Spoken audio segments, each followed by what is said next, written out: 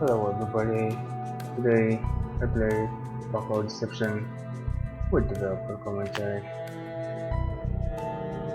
Hi, this is Dave Gilbert, the writer-designer for Blackwell Deception. You have activated the in-game commentary. Those of you who have played our other games sort of know how this works, although we'll be doing things a little differently this time. Most of the time we'll be interrupting you, like I'm doing now.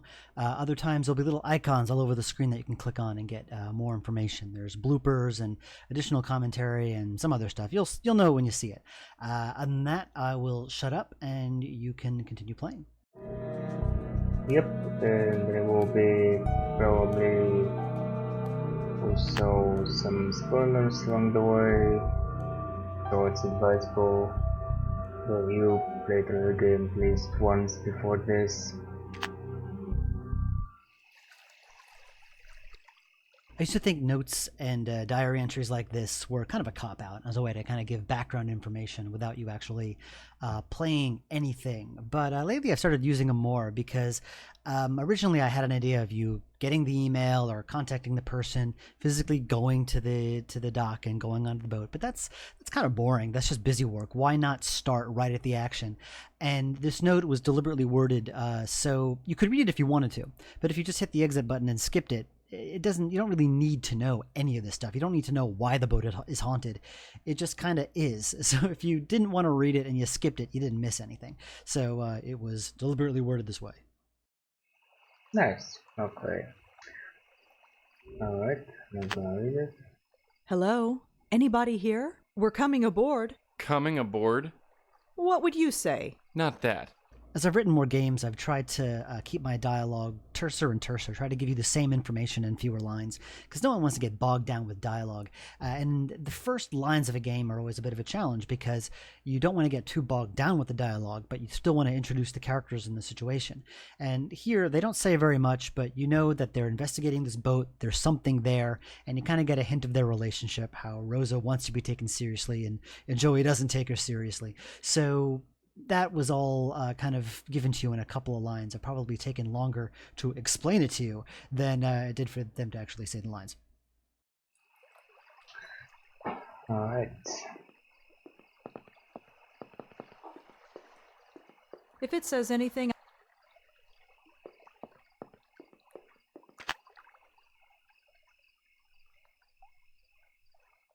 It says Ryan and June? Guess it's some couple. This game originally had a different background artist, and I was working with him for a month or two. And unfortunately, in the end, I couldn't use him. As you can see this image here, this is what this originally looked like. It was gorgeous. I mean, this is a beautiful image, but his strength lies in high definition art. And he couldn't do it any smaller than this. This is actually as much as I could shrink it without it getting pixelated and ugly. But when I put the low resolution characters against it, the styles just did not mesh. And I tried downgrading the background to bring it down to the proper resolution, but I just couldn't get it right. There was just so much work in getting it low res. And in the end, I just decided to cut my losses and go with Indrek, who is the background artist I have now. There was a scene in the previous game, Blackwell Convergence, which took place in Central Park. And if you listened to the commenter for that, you would have known that I originally wanted that to take place in Chelsea Piers, kind of on the dock. But when I went there, I couldn't really find anything that looked interesting, that would look nice as a background. It doesn't really look very pretty or nice from the dock itself. So for this game, I decided to go back to Chelsea Piers, but have you on a boat instead, which is always a kind of cool place to set a ghost story. Maybe, why not? It's a ladder. He sounds so excited. No, it makes me think of like when you're teaching kids things. It's a ladder. I haven't been out to Chelsea Piers in years. I have not been out to Chelsea Piers in years. So ridiculous. Sorry. No, I mean, it's a legitimate sentence. It's just years and years. You doing okay? I'm fine. I'm fine. I thought maybe she was being sick, like, I'm totally cool. That laugh in the background. He's going in circles. My blind grandmother would have been better. Let's try it again. Perfect. That was great. Keep it. Yep, that indeed was perfect. What was it? I have to blow the keys, so let's do this first. Hello? Anybody? What the heck was that? Joey? Joey, get out here! Oh no. We're moving. We're moving. Yeah, I noticed. There's nobody on board but us. Yeah, I noticed that too. So we've definitely got a ghost. Yeah, we do. So it's not just you on board. You and the ghost. Alright, who's there? Somebody's piloting this tub and it's not me. I knew it. I knew it. I spent a long time trying to think of how to tutorialize this section. At first, I released the build to the beta testers with no tutorial to see if they could get it. And for the most part, they did. So I realized I didn't really need a real heavy, hand-holdy tutorial. I wanted something that didn't really break the flow of the game. So I had these little windows that kind of fade in and out, and I also contextualized it. So if like this bit here where you have to blow on the keys, if you had already used the blowing power on something, that tutorial would not appear, so because the game would assume you already knew how to do it. So but if you never used the power before, or if you never used that function before, then that tutorial would appear. So contextualized tutorials, that's where it's at. Alright. My phone. Very nice. From Crapple. Yeah. It works really well when you don't need it to. You know it's a good phone, because you can't buy it. Alright. Please. One small change to Joey here is that I made the wind and the tie inventory items, and that's never been done before. It used to be that if you just click on something and it was something that Joey could blow on, he would just do it automatically, and that was dumb because if there was a puzzle involving Joey blowing on something, that he would automatically do it, and that would just it kind of ruin the point of it being a puzzle. So I made the blowing power a inventory item, and the tie as well. I like that that's an actual item that you can use because it's an actual action. You are giving the tie to someone as opposed to Joey doing it automatically. And also the tie is used in a puzzle towards the end of the game, so it made sense to make it an actual inventory item. What? How did you get here? I just wanna... Get off my it boat! too. Get off or I'll shoot you dead! Right. Look, why don't you put that... Ow! What the hell? That hurt! Get off! Listen. Whoa. Hey, alright, I'm going. I needed to Joey, blow what was the that no- keys. Looks like we got a spook. You mean he's got a gun? Yeah. Sorta. What One happened? more Stings a time, lot, I yeah. think. I don't know why, but there's something very funny about Joey getting beat up. In Blackwell Unbound, there was a ghost with a saxophone, and he would hit Joey over the head with it. And you can do that as often as you wanted. And in Deception, you can get shot by Ryan, and you can go in and talk to Ryan, get shot in as many ways as you possibly want. So, yeah. Okay, let's go back.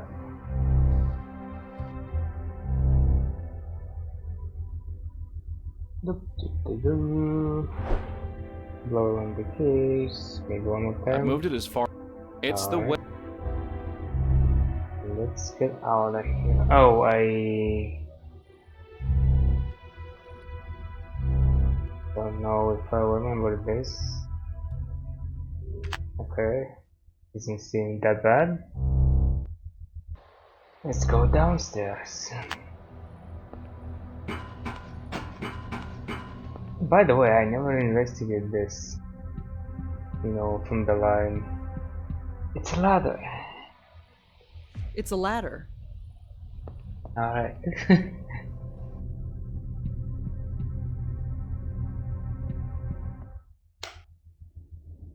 This section here on the boat is completely standalone and separate from the rest of the game. You don't hear about any of this stuff again. It's just completely separate. And I did something similar with the previous game, Blackwell Convergence. There was an abandoned office and there was a ghost there you had to save. And it worked really well because I was able to concentrate all the game's mechanics and everything about the Blackwell world into one small area. And you could learn everything right at the beginning. And so it wasn't entirely overwhelming. And it worked so well before that I did it again. Yep, actually, don't you get an email later on in the game? But yeah, you definitely don't come back to this place. You have any more dealings here. Creepy. Creepy. Creepy. Just so random. This place is fucking creepy. Just our kind of place. Well, I've got my phone. If we have enough information, I might be able to do a web search. I like that she's so reliant on her phone. She's like, let's use my phone. He's like, God damn it.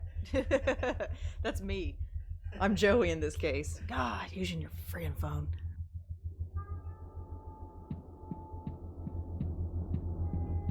Nothing yet? I don't know how you do those. The ship moves, nothing yet. Maybe I'll supply my own sound effect. Nothing yet. Ouch. Hold on, let me see if I can. That laugh at you was very nice. Okay, let's see how to do this. Got it. And take the keys. This is Rebecca Whitaker's second time playing Rosa. The first time she played her was the previous game. The first game was a woman named Sandy Chen who was not able to come back. So thankfully Rebecca's in for the duration. One thing I've learned about Rebecca by working with her for so long is that the woman never wastes an opportunity for a crass, dirty joke. And here, with Rosa sticking her hand up that hole to get the key, Oh my god. you can see a few bloopers have appeared on the screen. You can imagine why. Alright, let's hear them one by one. Not with my hand stuck in a hole, I don't. Not with my hand stuck in her hole, I don't. I knew it. I knew it. Do not put lines like that and not expect something, man. it. That's the real hole. What do you expect? I don't need to put my hand in that anymore. I don't need to put my hand in that Oh. anymore. Come on, you know you're dealing with the 13-year-old boy over here. I totally am. Wait, what?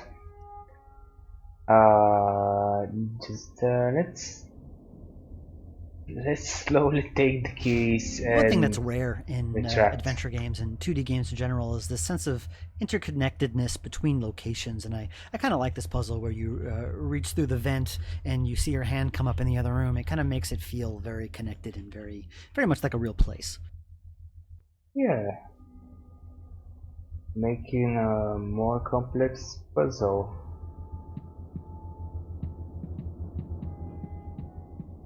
Wait, why do they need the key for A tag on the key reads, Bridge. bridge?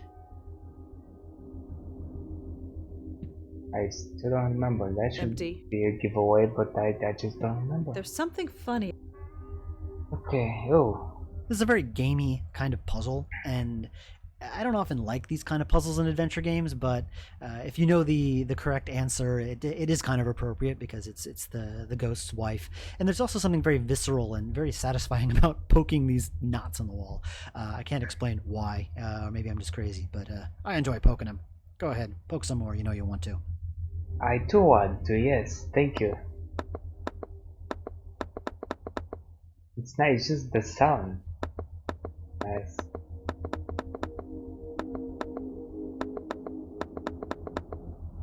Alright, I'm done.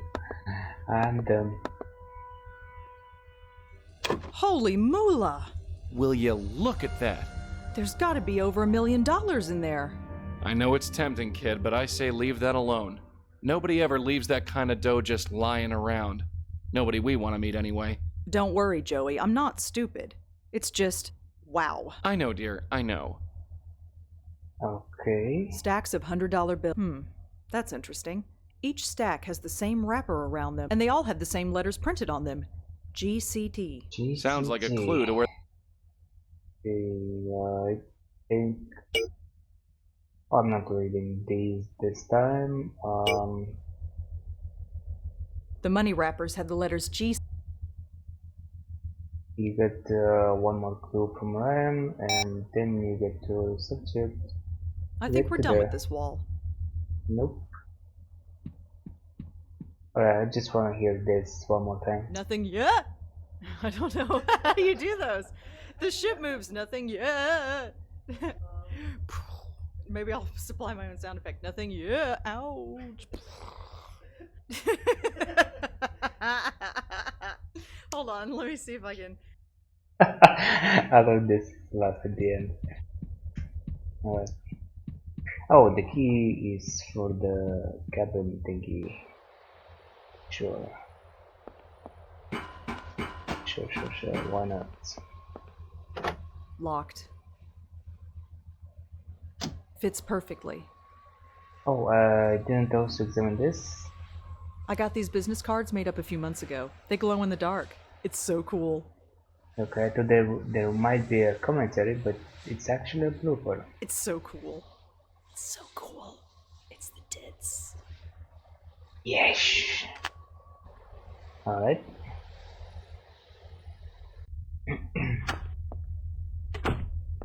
Hey, what the hell are you doing here? Talk fast. Whoa, relax. Talk? Talk is cheap. Hey, wait, no! Wait, Huh? I shot you. How are you still first standing? he's like, so fast then talk? I'm so Talk is glad cheap. that worked. My name's It's caused by distress. Who are you? The man playing Ryan, his name is Michael Gambino, is a guy I know through the game dev scene here in New York. He works for Muse Games downtown, and he did some voiceover for some of their characters, some of their games. So he asked if he could do an audition for me. And I love the way he did Ryan because it kind of was a little bit different than the way I envisioned it. When I wrote the dialogue, it was kind of what you would expect, just someone very loud and angry and in your face, kind of going red at the cheeks. But when we did it, of course, it sounded very cheesy when he said it out loud. And what he ended up going for was this very restrained Lex Luthor kind of character. If you ever watched the old Superman animated cartoon from the 90s, that's very much what it was like. And I like it because actually it was more menacing and intimidating than if he was just in your face angry. So that came out very well. I'm, So let's see, the boat's owner, a cop. I'm with the police. No, I don't think so. You don't look like any cop I've ever seen. Did someone from the bank send you? Oh, maybe I'm undercover. What bank? I'm afraid not. You're serious? So, what do I do with you? You don't look like a cop, and you're not with the bank. Oh, I get it. You're a stowaway, aren't you? Look, I have no time to deal. Okay.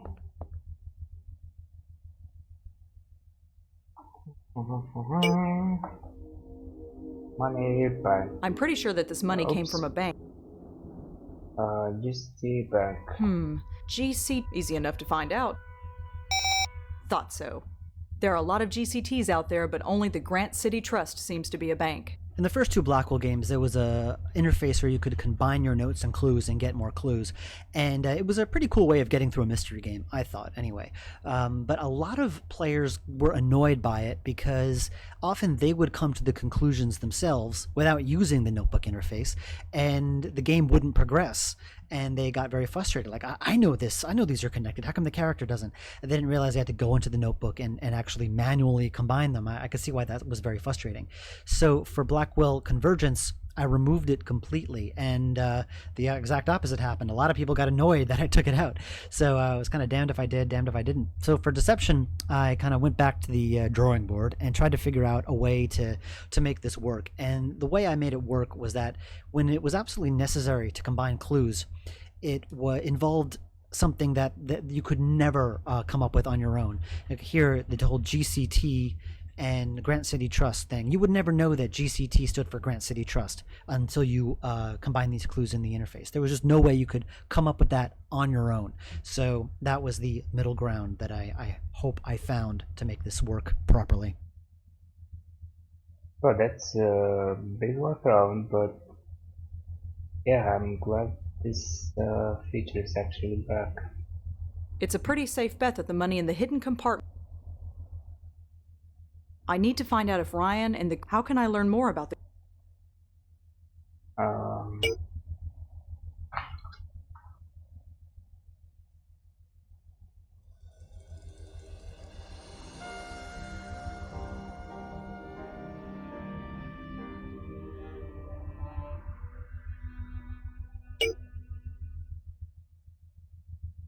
According to my web search.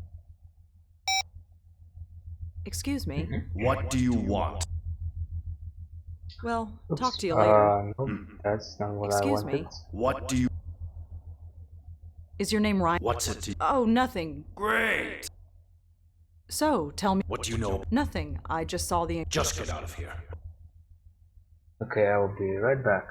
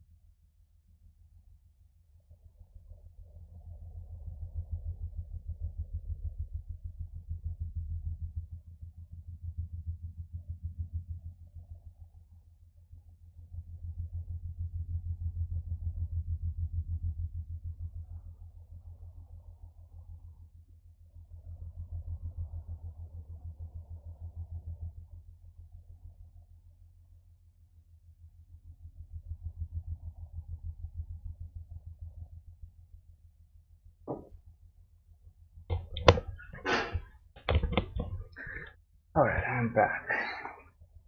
So, tell me about. What do you know? Nothing. Just get out of here. Say anything about Tell me her? about. You leave that alone. Don't you dare touch any of that money. It's mine. I've earned it. I've got... Free and clear. Forget it. I know about the. What about it? I know you. Yeah, well, You used to work for them. you bet I did. Well, I certainly showed them. I just gotta get to Boston. You certainly did. Okay, that's enough. Boston. I have a... Once... So you. Not... Well, talk to you later. Let me get us to Boston. Ah, right. Looks like I'm screwing with airborne signals again. Whatever this thing is, it's flickering like mad.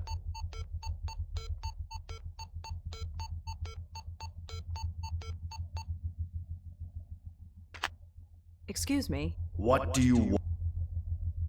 So, how far? Well, according to my satellite navigation system, we are. Look at that. According to this, we're a mile outside of. I feel like I've been piloting this. I've got to go on deck and take a look. Yeah, sure, why not? Let's go and take a look. Take a look-see.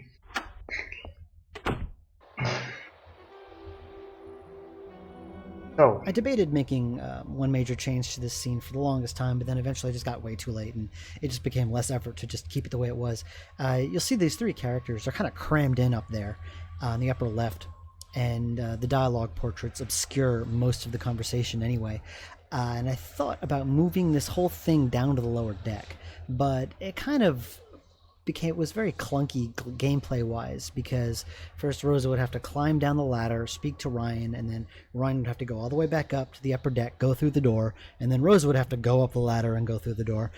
So I just sort of left it as is. It's now more I sacrificed aesthetics for gameplay, basically. So I was debating whether or not to change it. In the end, I think I made the right choice keeping it this way. Sometimes when you create a background or you get a background made, it's hard to foresee things like that, and so this is what we ended up with. Ryan? That's the George Washington Bridge. That's right. This isn't Boston. No, it's not. How is this possible? I've been piloting this boat for... How long, Ryan? What? Just how long? I don't know. I grabbed the money a few hours after closing time. I came straight to the boat. I hid the money down below. I set out. And then I heard sirens. No, they didn't get me. I was so desperate to get away. That's all I remember. They did get me. I'm sorry, Ryan. For 30 years, they made me bleed. Excuse me. This is a lot to take in.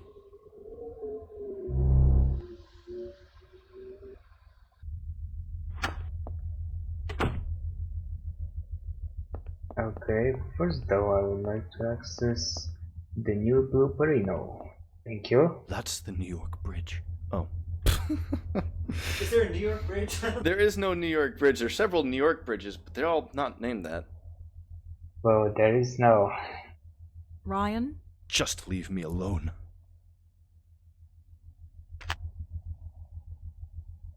Hey, Ryan, I'm gonna have to ask you to take this. What is it? It's to help you on your it's way. not money. My way? Yes, Ryan. It's time for you to move on. Yes, I guess it's time. Wow, the voice acting is so good. I like it a lot.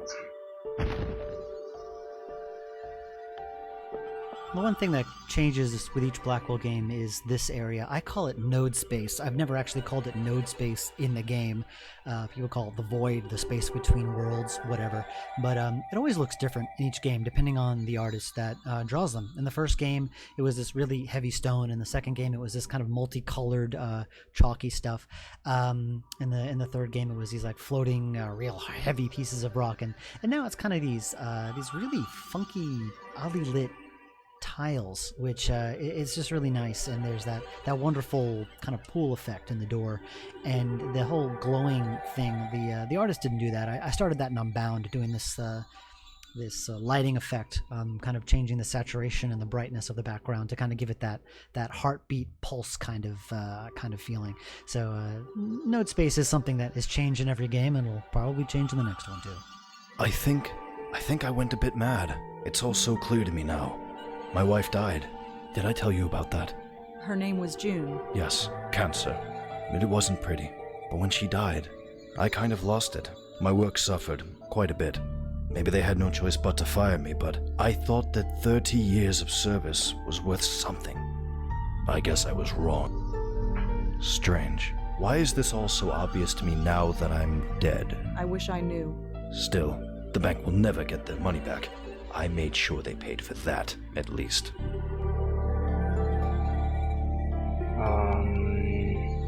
Yeah, I can take it with them. Return the money, take the money. What the hell is this? Are you saying that I can keep the money you stole? You're a sweet kid, but no, I'm not that generous. Then what are you talking about? You'll find out. June, if you're out there, I'm coming. Okay. Say, darling, you wouldn't know how to pilot this floating crate, would you? No. Uh-oh. Why? 'Cause we've increased speed. What? Is that what he meant? What who meant? Never mind. All these buttons are Greek to me. What do we do? Can you swim? Time to go.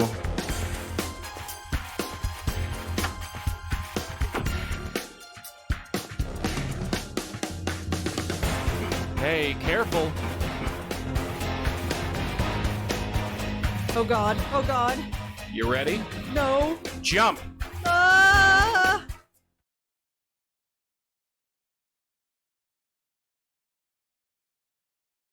I can't take you anywhere. Shut up. I'm wet. I'm filthy. And I'm in New Jersey. Relax, will ya? We saved another one. Score another point for us. Yeah. That yacht is completely totaled. The $2 million as well. We are so not getting paid. Not one lead cent. The sequence on the Jersey Shore, I was debating whether or not to just skip it or get rid of it entirely. It's kind of one of those actiony, kind of funny, dramatic, actiony moments where the heroes do something and then they quip some, witticisms after it's done, and it felt a little cheesy, but I was wondering whether I should keep it. And I asked a lot of people about it, and everyone seemed to like it. And then finally I asked Abe Goldfarb, the guy who plays Joey, when he recorded the lines, I asked him what he thought. And he said, yeah, it's a little, it's a little cliche, but it's okay because it's them. These two aren't exactly very glamorous. And that was a very good point. I figured if Joey likes it, then it stays. Okay, well. I guess Joey has the final word.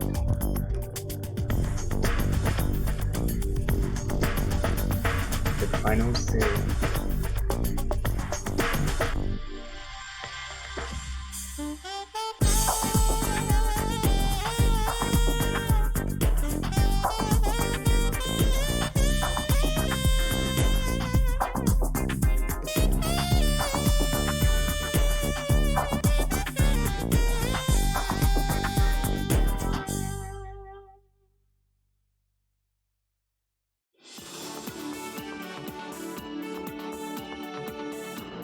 Crashed into the New Jersey City dock wall.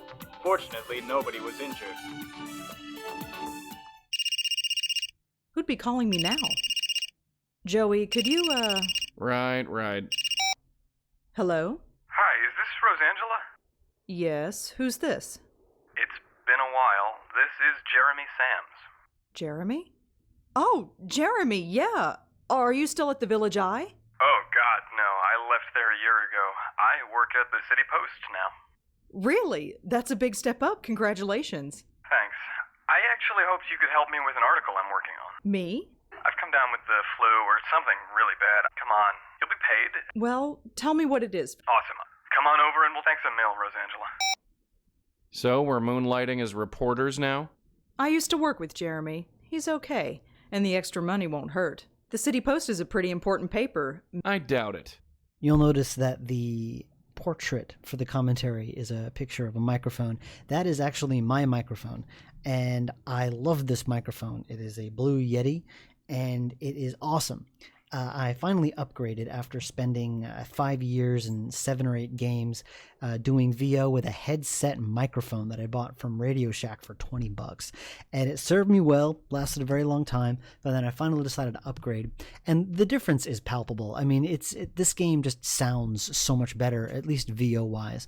And the main reason, not just the quality of the microphone and the sound itself, but also the fact that the microphone isn't half an inch away from their mouths anymore, and they can really emote and really kind of let loose, especially later with some of the more intense moments. So I finally upgraded. A lot of you have been asked me if I was ever going to get a decent microphone, especially the audio files amongst you, and at last that's happened. Alright. And there's a lot of stuff here too. A few months ago, they tore down the building. They're building another. No, it's okay. I'm so used to it at this point.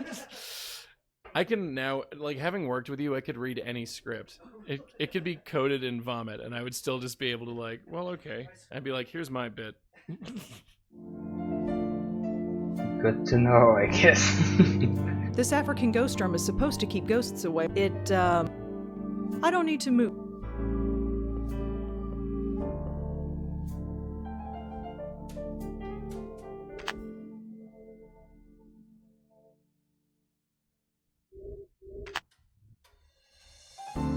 Joey used to screw with $70 a month, and I can't think of anything. I used to stare into that, still do sometimes. You're not supposed to shake it. I sold most of my books after getting my phone. This thing is perfect for reading on the sub. It's Griff, the PI. He's 30 years old, but doesn't look a day over 20. Better leave him alone. My end table. I don't need anything from that table.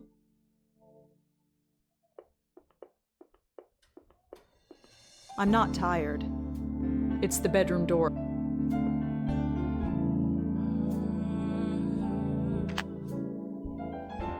It's broken, but it looks good on the wall. Just some old articles, bills, and... I probably should get that disconnect, but for some reason I like having the landline hand. I don't need to use that. I don't have time to do any writing, and if I need to use the internet, I've got my phone. I haven't changed the month in ages. I'll change the month later. The article is titled, I didn't write it, but I did kind of. It's fine where it is. It's a poster for a movie called Water. It's the last article I ever wrote for the... It was about 3 college kids. Alright, can maybe talk Joey, to I'd like to Joel talk to after? you. What is it this... Ugh, I think I swallowed about 1 billion germs in that. Next time you take a dip, keep your mouth shut. Nice one. That's all for now. Yeah. Come here for a minute. Yes? Just so you know, damaging city property is not a habit you want to get into. I'll keep that in mind. All right. Sure. In Blackwell Legacy, I established that Joey interrupts and breaks down airborne signals, and I wanted to give Rosa a phone in this game because a lot of people complained about the previous game about how you always had to run back home to use the computer to look up stuff on the internet.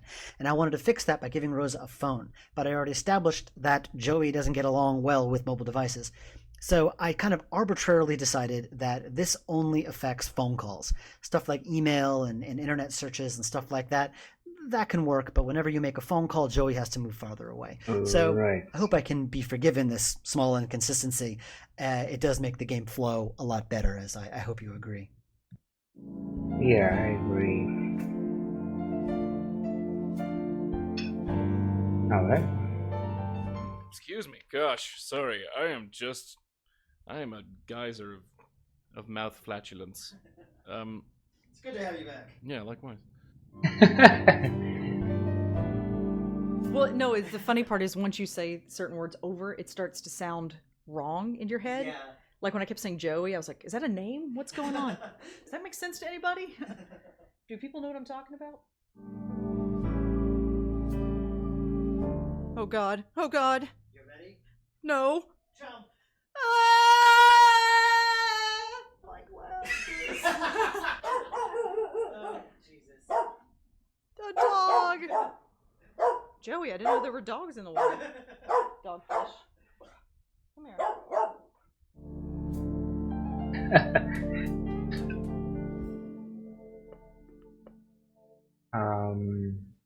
Does she know the address? She probably does.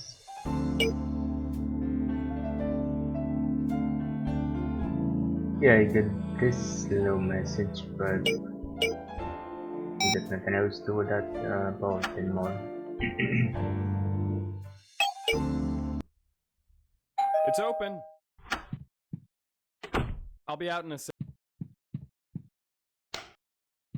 Is this... Sorry about that. Is something wrong?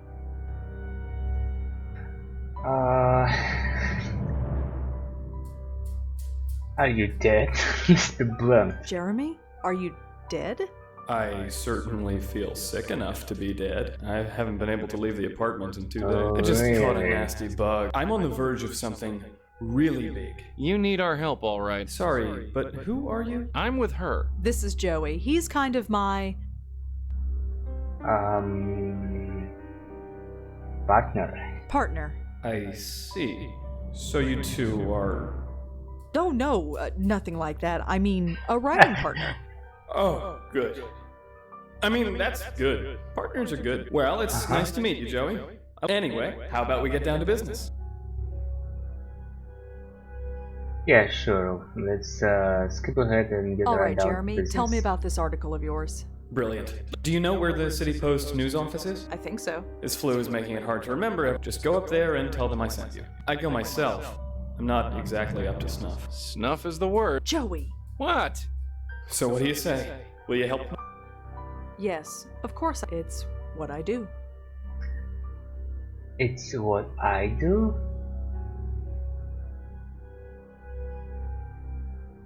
Okay, Demon Boss was there. So, we never got much of a chance to talk. Me? Actually, this- Not much. I could skip Well, I better get going. Thanks. I without really... worrying. Yeah. But, All right. Oh yeah, sure. City Post. Wait, what?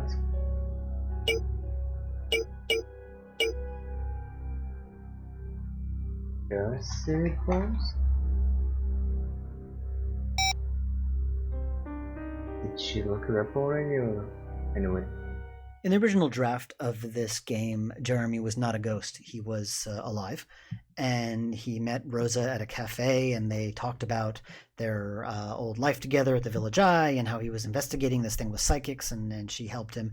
And I didn't like it, because I couldn't really justify why Jeremy needed Rosa's help. And I figured, well, the only reason why he would need Rosa's help is if he was a ghost. And so the light bulb went off, and hey, so I killed him off and made him a ghost instead. And just like that, he died it. I mentioned earlier how I originally had a different background artist, and when it wasn't working out, I started canvassing new artists, and Indrek came along, and this was kind of his first background. He wanted to show off the lighting effect that I mentioned before, where he would generate different light maps, and I think he was trying to show off for me, because there are, I think about 4 or 5 different lighting schemes for this room. There's the door open if the lights are on, the door closed if the lights are on, the door open if the lights are off, and all these different lighting schemes. So he was trying to show off, and it definitely worked. I was definitely impressed. Of course, they were a pain to program, but I was definitely impressed. Jeremy? Are you dead? Jeremy? Are you dead? Jeremy, are you dead? You old sock.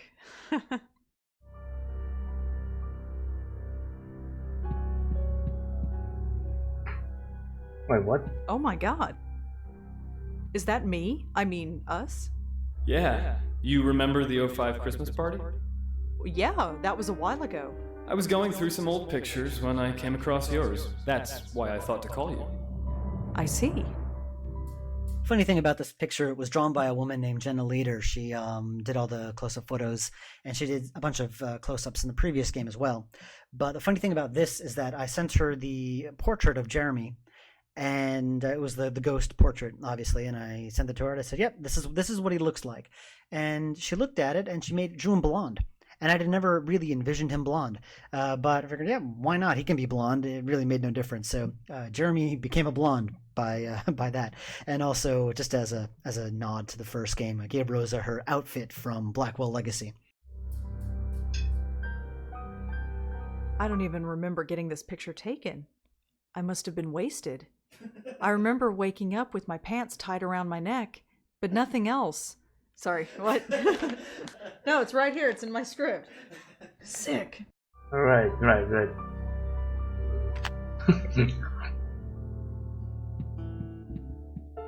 Alright. Hey, look. Before you go, I just want to, well, apologize. I know it's a bit weird. Don't worry about it. Well, when I'm over this flu, No, you don't have to do that. Just take care of yourself. Oh, yes. Well, that was unexpected. Yeah, I suppose. You know where that newspaper office is? Yeah. Then let's hop to it. He has already taken care of himself. Could I help you? What do you know about Jeremy? But I have. So I have. And she I was told you. Sorry. Really? Sorry. going to help. do you know any Huh? Jeremy's you mean you don't? Of course I'm not sure. What do you. I Where is he? I don't know. Right. This is. That's my. I'll be going, I guess. Bye. Yes, bye indeed. The woman playing this character, this receptionist, she's actually a fan of Blackwell, and she happens to be local. And she came to some of the game dev events here in New York, and we kept in touch. And she always kept begging me to do a voice in one of the games.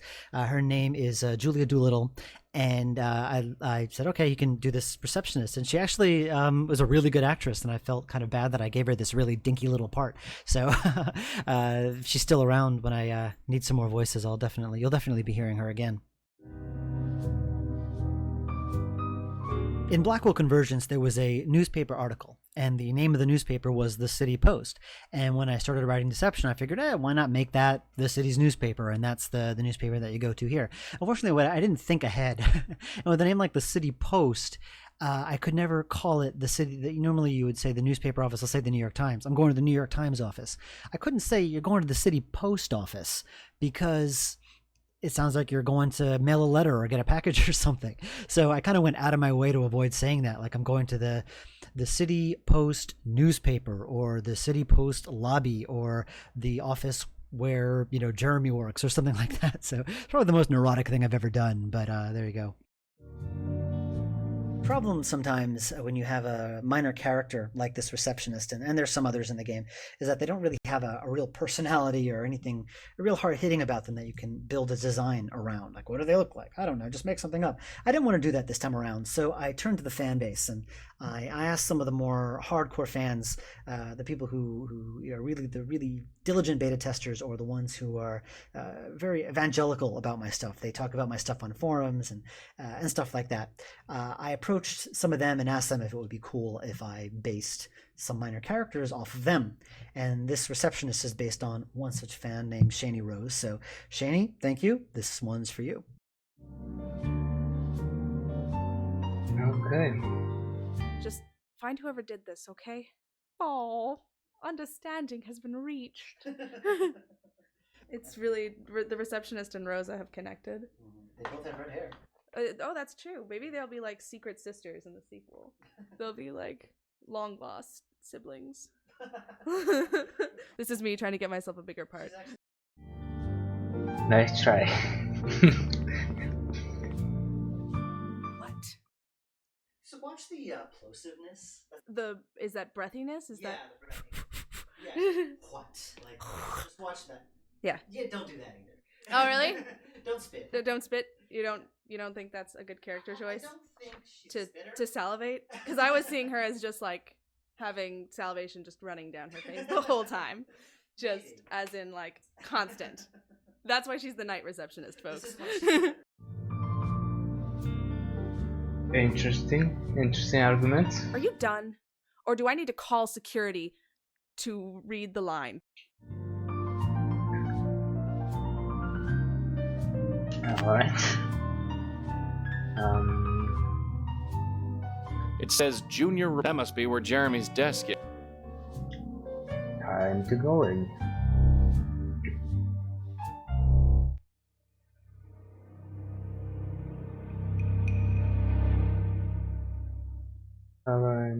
Right, that's it. My name is Rosangela Blackwell. I was told you'd be at that's I don't know why it just went zzz. My name is Rosangela Blackwell. Sorry. No, not like that. Oh, come on now. Okay. Why is it here though?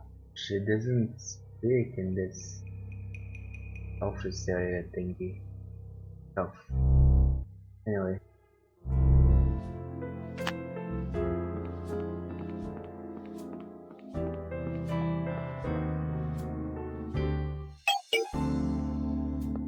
Whoa, so much stuff. Oh no. Sure, okay. Or maybe I should listen first? Well, since I have the chance. Long-term fans will recognize this character, Sam Durkin. He first appeared in the Shiva as the guy who accused the rabbi of murder. He also showed up in Blackwell Unbound. He was Mavis Wilcox's son, and now he's back in this game. I think he's just going to kind of be the Jay and Silent Bob of all Wadgetai games we do, or at least all the Wadgetai games that take place in this universe. So you'll be seeing him again. Who knows? If anything, I recently heard about an episode of CSI New York where there was a murder on the High Line.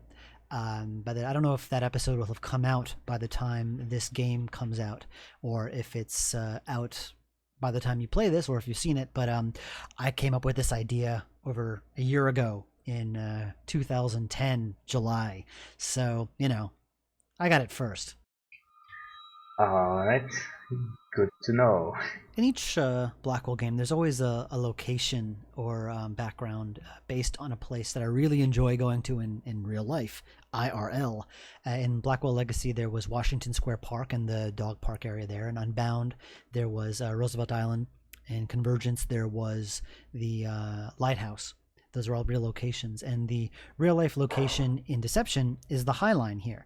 And it's a place that had just opened up about a year ago. It was this old elevated train track that would it was used to carry products to various factories up and down, you know, the east by the Hudson River. And it was abandoned for decades, and they finally reopened it as a park. And it's become one of my favorite places to go. So now you can go there in this game. Okay, I thought he would say his favorite place from Convergence was the Moneda, but then again there were several places from Convergence that are really nice. Originally, going to the High Line involved a couple of extra steps. You had to Google the High Line on your phone and find out where it is, and then you would go. And when I first designed the game, the High Line had only been reopened for a few months. It used to be just this, you know, old train track thing that, you know, no one ever went to, but I figured that no one would know what it was. But now it's a year later, and everyone knows what the High Line is, at least if you're from New York. If you're not from New York, you probably never heard of the High Line, but I can just imagine people from New York looking at that and being like, why do I have to look this up? It's the High Line. So I just had it come up on your map instantly so I don't piss off the New Yorkers. You don't want to piss off the New Yorkers. Okay. It's pretty quiet out there tonight. It's quitty quiet. Quitty pride out here tonight.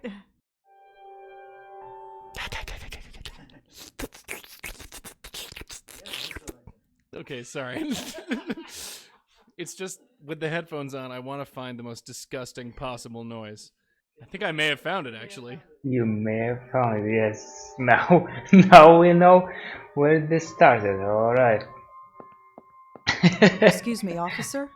It's Detective, and you shouldn't be up here at this. The guy playing Sam Durkin, his name is Francisco Gonzalez, aka Grundislav. That's kind of the handle he goes by on the internets. He is the author of the Ben Jordan series of adventure games. They're free, and while I have yet to play them, I keep meaning to. Sorry, Francisco. I hear they're very, very good. They have a lot of fans, so you should all totally play them.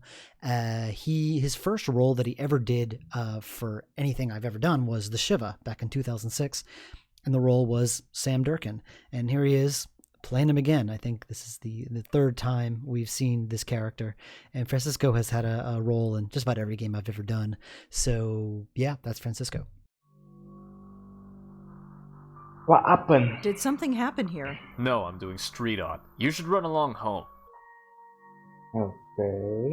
Could you tell me? Could. So it's Well, zip through the dollar. someone died. Gee, what tipped you off? Believe me when I say you don't want to be involved.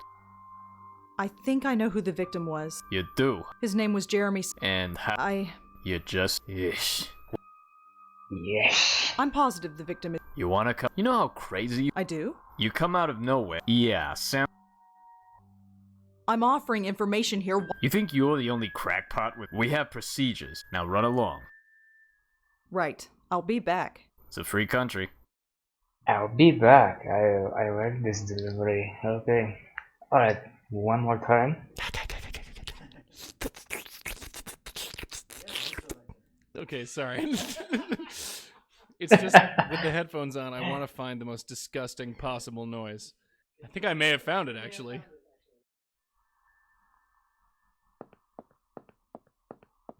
Dave's laugh in the background, so let me so. Alright. Go back to Come on in. Jeremy's. Oh! Jeremy? Yes? The receptionist. Really? I called her. Strange. The receptionist at the. Really? I called her.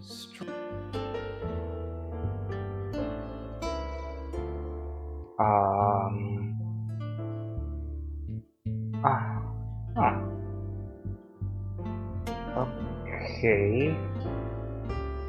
Did you hear about the murder? The what? Somebody was killed at the. That's interesting. But hey, somebody else is going to have to cover it. Are you sure you've never? No, please stop asking. Sorry, just asking. Okay. And I'm stuck. I thought I would come to Well, I asking better about get. All right. the Thanks again. picture, but Jeremy, it's could I have not- this photo? Oh, Really? If it's okay. Sure. I've got copies. Thanks. Okay.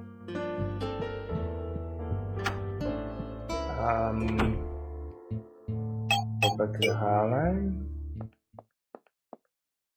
Hey, check it out. Is this the same man you found? Let me see that. That's him, all right. What did you say his name was? Jeremy Sams. Jeremy Sams. We used to work together. You know any of his family? I know he was a reporter for the City Post. Right. I'll give him a call. And we're gonna have to follow up with you, too. Here's my card. Spiritual services, huh? Why do I always end up with the nuts? Anyway, right. Good night. Okay. You're welcome. There's as good a time as any to talk about Abe Goldfarb, the guy playing Joey. There's really not much else I can say about him at this point. If you've played all the other games, I've kind of said everything I can say. I've known him for like almost all my life. He's just one of the most incredible actors I know. He's also just recently married this amazing lady. I'm really happy for him, and he still he's really busy, but still takes the time to work on these little games with me. So it's always very nice. The one thing that's great about writing for a character where you really know the actor playing it is that you just know how they're going to say it. And this line, "You're welcome," I just know Abe, and I know how he would say it, and he certainly did not disappoint.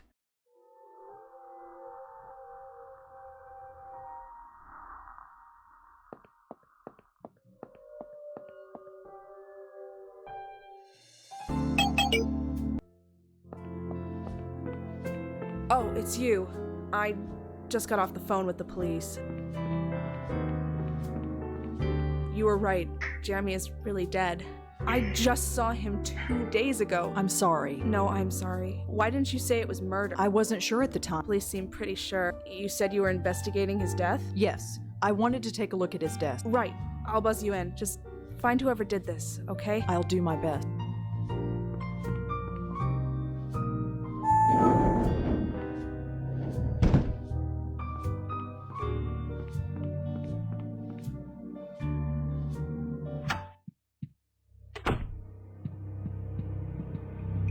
There's no proof. All right, Jeremy, let's see if it was worth getting. According to this, Jeremy interviewed a woman named Penelope Haynes. Looks a definite connection. It says Jeremy.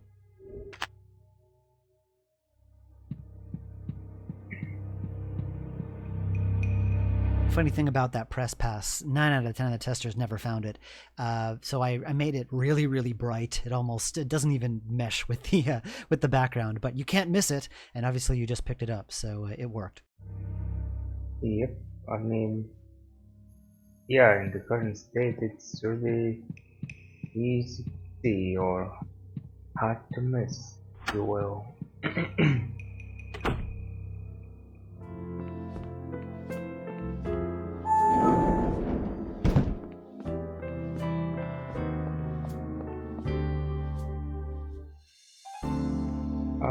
Where am I going? Oh, I should have. Books. There it goes.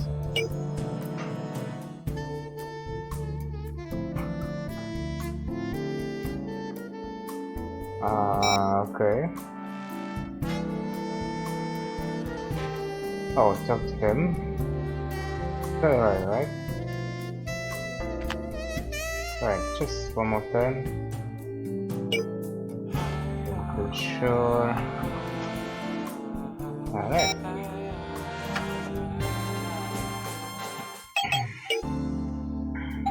Come on in. Oh, hi, Rosa. Make yourself at home. The first draft or version of this game, the first build of this game, was a little bit different, actually quite a bit different. Instead of just sending you off to investigate Penelope, Jeremy actually sent you off to investigate Penelope, Jamie, and Tiffany. He was investigating all three of them and trying to find Gavin himself. And I really liked the fact that it branched off really early. It had that nice nonlinear feel. You can kind of approach all three cases in your own time. But there was a problem. It kind of really screwed up the pacing because there was a very good chance that you would leave Penelope to last. And if you did that, then you wouldn't meet Lisa until almost the very end of the game. And that really kind of screwed up the pacing because Lisa and the grandfather and Joey and all that is extremely important. And you needed to get that information earlier. So I adjusted it and changed it. So Jeremy only sent you on the Penelope case.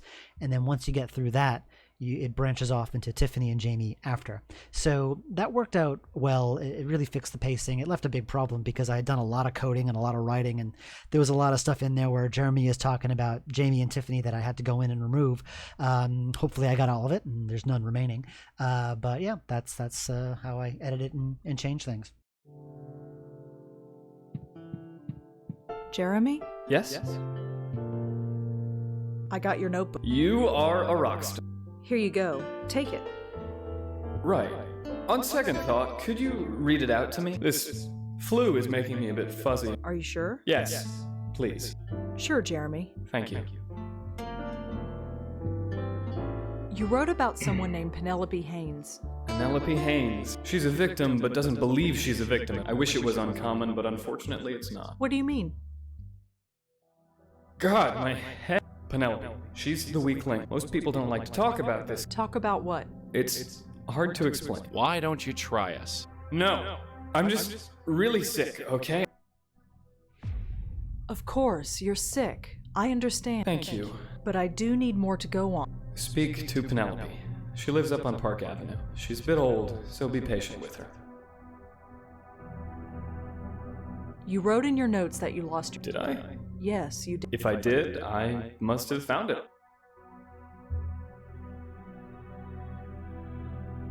So, when did you leave the Village Eye? A little after you. Most of us did. Really? Our boss was a slime ball. I had no idea. So, the City Post. That's pretty impressive. It's grueling work. Everyone's saying that print newspapers are dying. So... Not really. I was just happy to get away from the place. No, I never even talked to anyone when I... You spoke to me. I guess I must have. So, what else have you been... Oh, you know, nothing much. Just this darn flu. I just hope you don't catch it. I wouldn't worry about that. Well, I better get going. All right. Thanks again, Rose.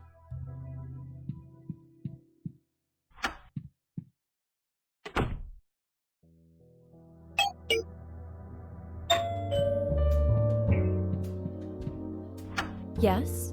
Penelope Haynes? I'm Madison Haynes. Penelope is my mother-in-law. She had a visit from a reporter. Oh, you're with them. Sorry, but you're out of luck. She no longer lives. Those of you who've been playing my game since Blackwell Unbound probably recognize this woman. This is Shelley Smith-Shinoy playing Madison.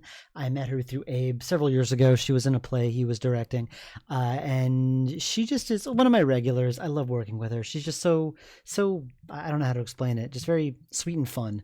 And she's just a joy to work with. Originally, she was up for the role of Lisa, but her voice was just too young and pleasant to be Lisa, so I gave her Madison instead, and she did a much better job there.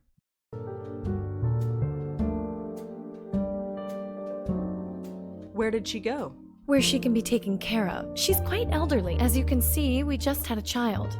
So she's in a nurse... An assisted living. What did Jeremy speak to Manel? You don't know? Aren't you? Not exactly. Jeremy is, ill. I see. Well, I don't know what they spoke. That's a cute kid. Thanks. He's a little terror. Could you tell me what center she... I don't think that's a good... She was always a little I don't know what you want with her. Well, thanks for the chat. I don't really have anything else.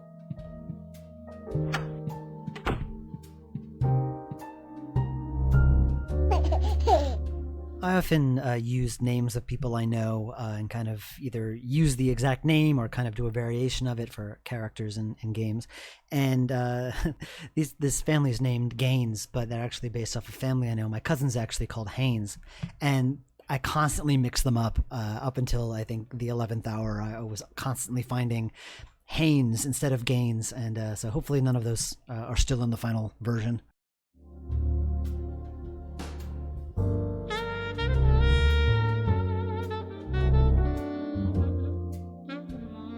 It's a brochure. It looks like it's for a nursing home. The place is called Seagram Assisted Living.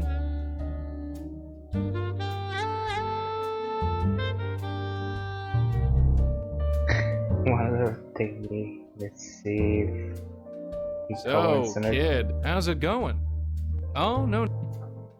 Sometimes I wish that if I could go back in time and change one thing about the Blackwell design, it would be not to gimp Joey so much. He's kind of limited in terms of what he can do. And having this baby follow him around was kind of an arbitrary decision. Sure, babies can see ghosts. Why not? So that was thrown in there just to give Joey a little bit of extra ability in this scene. Nice touch. When I designed this sequence, I realized very quickly that people might be upset by banging the poor kid against the door numerous times. So when I asked Ben Chandler, the animator, to do it, I put in capital letters and bold and underlined, make sure the baby smiles and laughs very visibly, very obviously. So you know the kid's not hurt when he falls. So that's why he giggles so much. I swear, Chris, you've got a skull tougher than your father's.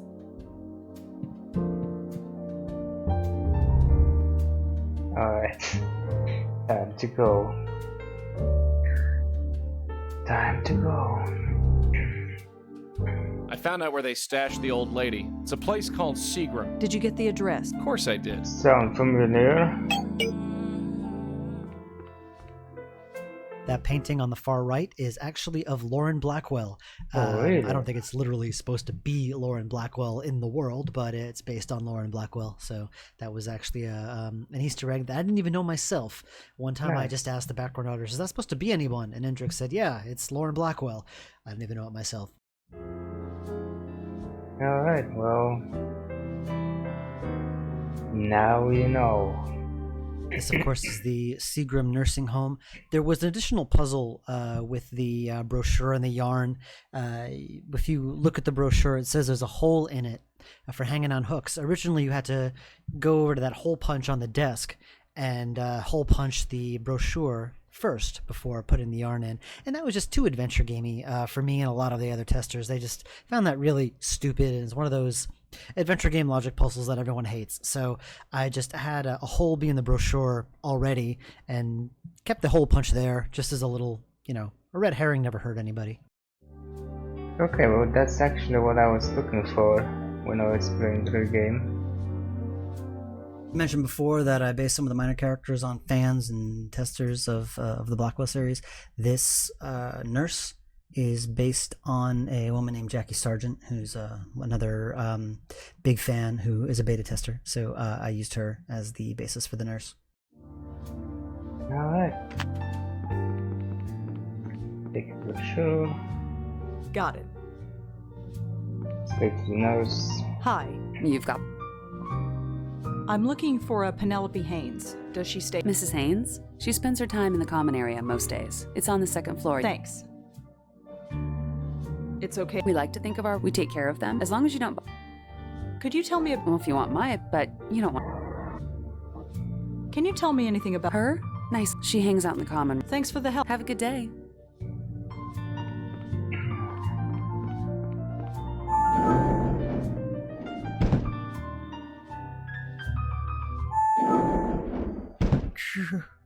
There. It's only visitors. With every game I do, there's always one or two VO roles or results that I'm not always happy with, and it's no fault of the actor. It's usually because it's a very difficult character to do, like a child or someone who's usually it's the old people, like the Countess, and there was an old man in Blackwell Convergence, and they're always so hard to do unless you get an actor of that age, and usually at that point they are actually quite expensive to get. So I usually end up going with someone who does an old person voice. And it's always with very mixed results. Jennifer Holmes, who did the role of Penelope here, she did the best she could, and I did the voice of Danny Marconi there. Even though I didn't say very much, we did the best we could. Maybe if I have old people in the next game, I'll actually try to get legitimate old people to do the roles. Alright. You make him sound like a prophet. I misread that. I thought it said fart or something. In my head, I started laughing. Sorry. Fart. You are easily amused. I really am. It's almost a problem if it wasn't so entertaining. Alright. Does this belong to anybody? Nobody I know. Help yourself. Oh, definitely will. Hello? Can you hear me? Nothing. Penelope Haynes?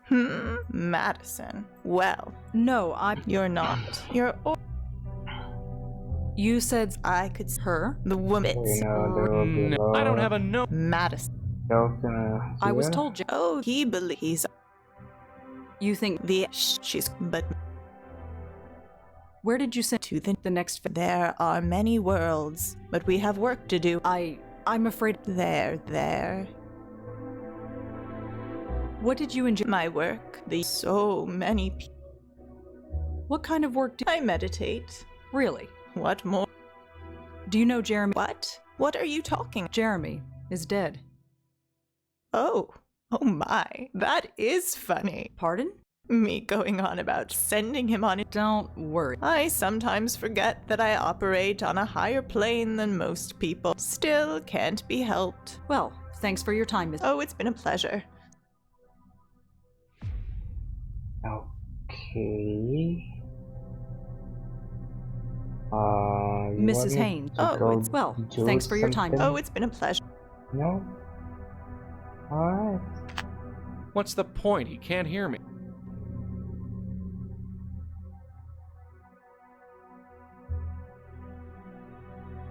Look at that set. Dying young has one thing going for it, at least. What's the point?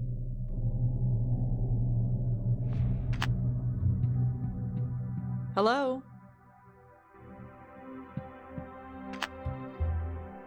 I ain't gonna wait. I ain't gonna...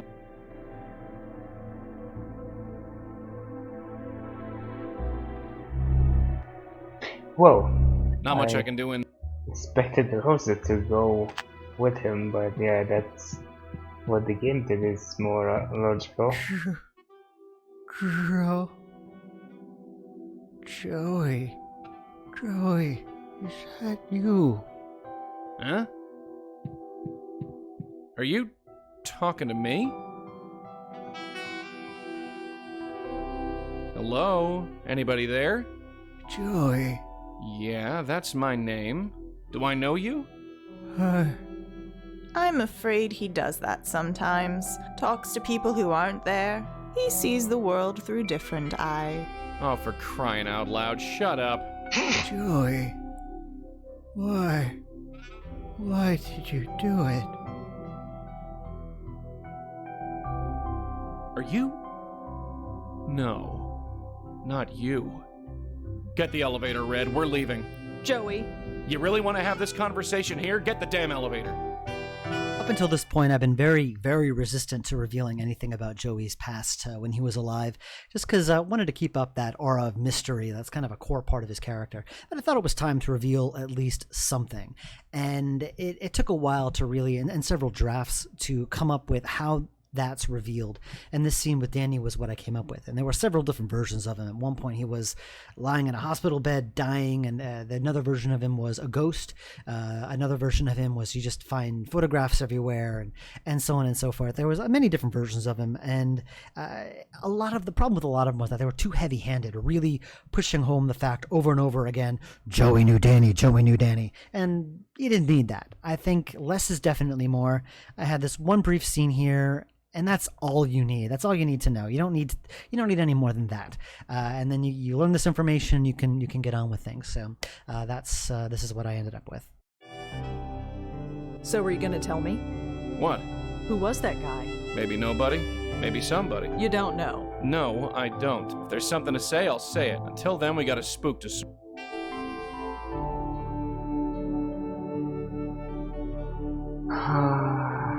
Okay.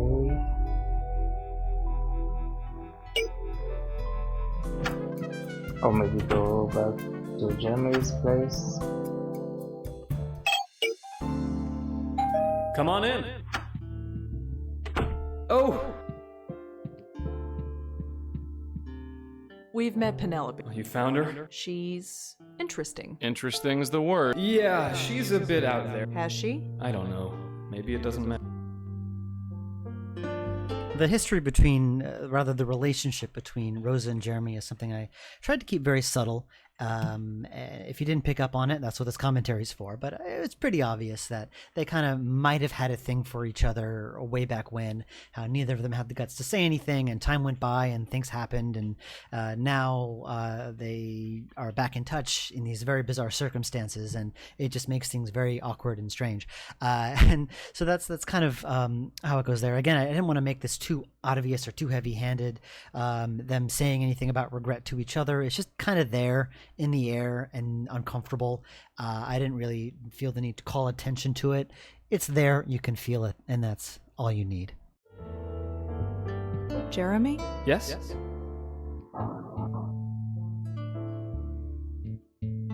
Is there anything else you can... She's a sweet old lady. Well, I better... All right. I'll talk to him later.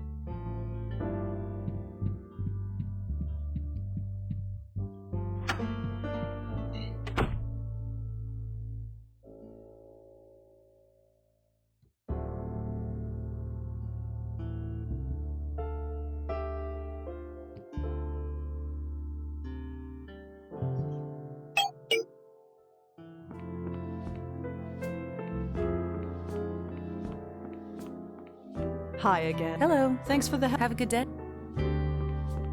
Okay. Give me the desk to go steal the Mrs. thingy. Haynes. It's been a... Sure. Okay.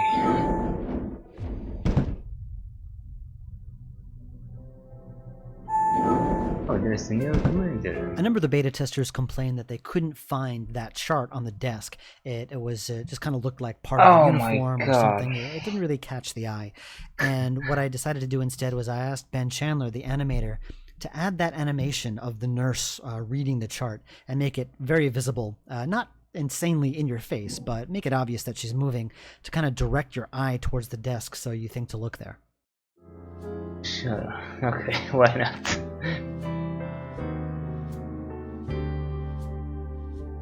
Looks like a cleaning rotation chart. The handwriting is awful, but it looks like Penelope Haynes, room 12G. That's really nice so far, but still I think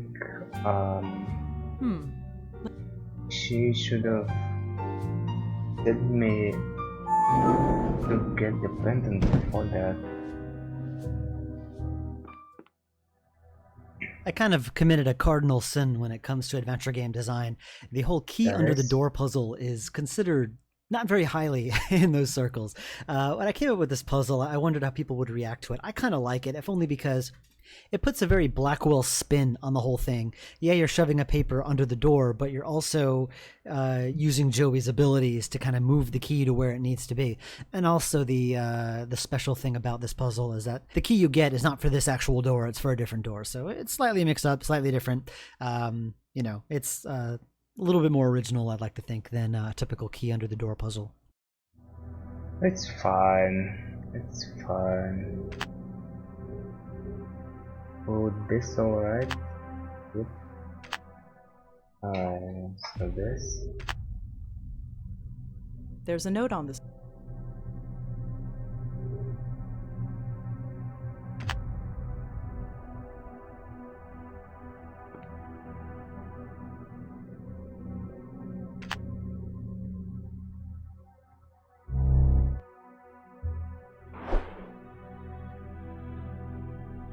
She's got the yarn.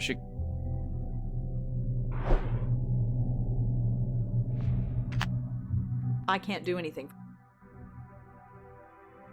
I can't believe we just did this. When you're saving souls, sometimes you gotta rob a few old ladies.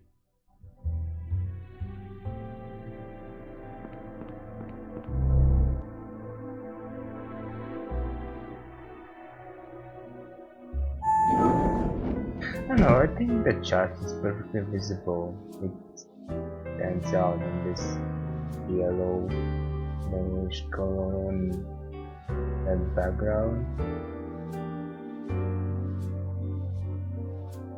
You just have to make sure it's something interactable. You know, like say for example these chairs and these things on the table. They're well defined, but they're not interactable. If you know that you can look at the chart or figure out that this is a chart, then you will naturally want to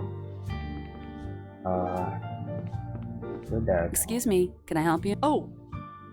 Yep. I don't Here's need to the use phone. that phone. She has her own phone, alright.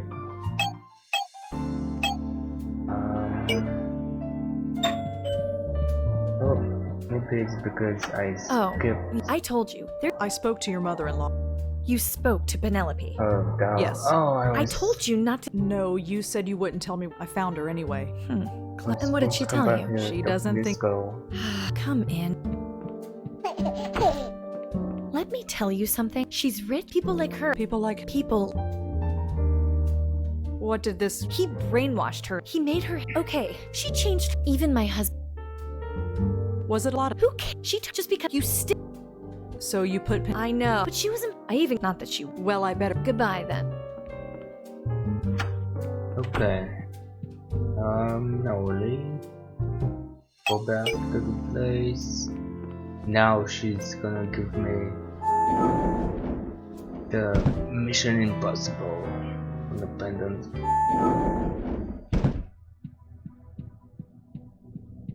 Mrs. Haynes. Oh, I spoke to. Oh, I did. Did you really? Sure, they have the work. Madison. You never. For years at the cloud. See what? My purpose. She couldn't. She even took. This Gavin. Gavin is the one who. You make him sound like. Far from it. He was just. More like the exit ramp to your. I'd like to meet you. No, that reporter. It upset someone already. Perhaps he wasn't ready. Either way, you must. Peridot. A stone. Gavin gave it. She took it before sending. Can't you get another one? This one was given to me by. It's. I could get your Peridot. You would do that? You'd brave that nest of. It's hardly a nest of. That's because you can't. But if you get it for me. I'd like to help myself to some earplug. Prove my sincerity. Promote your own if you don't do that. Spirit. I'm the only spirit around here. Well, thanks for your time. Oh, it's been a pleasure. Let's see what he says now. Hey, Red. You filled this one. I'm. Alright.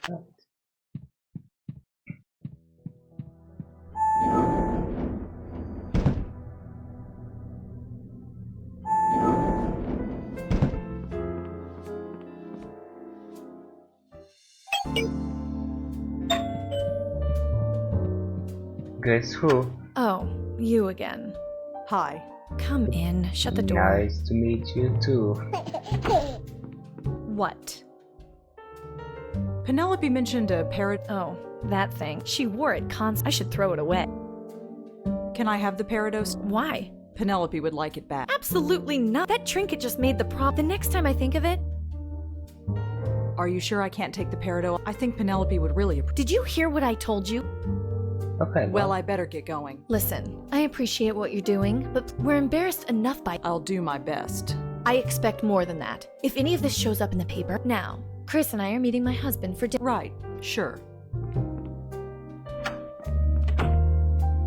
Okay, go back.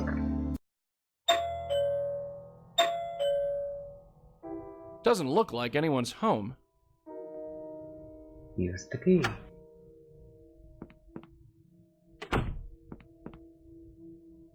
We should go in there. Kid, we don't have time to wander around. The rock's in the bedroom. Let's get in there and... Looks like Madison likes her magazine. Looks like he's got a pretty normal childhood. Of course I wouldn't know. They look pretty fragile. Seems strange they'd leave him out with a kid running around. I'm not here to steal their stuff. Well, nothing from this room anyway. I'm not here to steal their stuff. Well, no. Alright.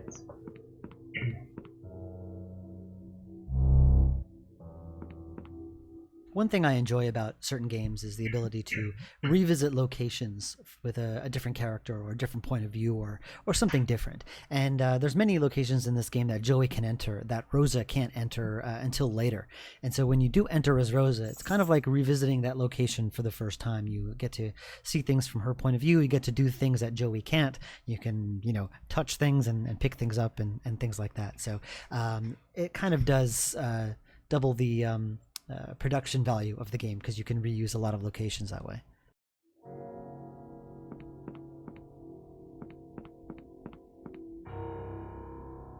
Got it.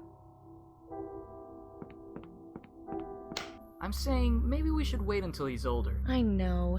We don't have to go to Listen. I know. Look, I'll go make something for... Then we'll have the evening to... It's a date. Well, crud. Originally, the family came home right after Rosa picked up the Parado. She would walk over, pick it up, and then automatically the lights in the other room would go on.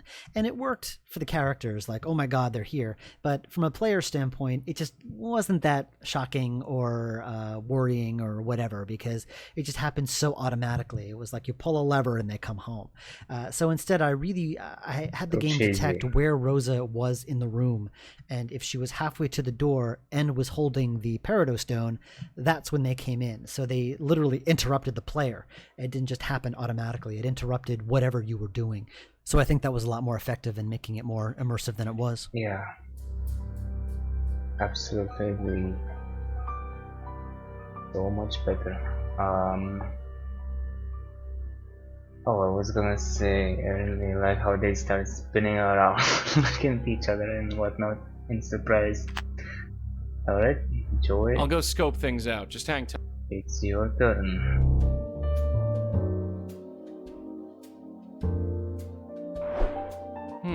The numbers on this gizmo. It now says... Chris, what do you think? Should we open it? Yeah.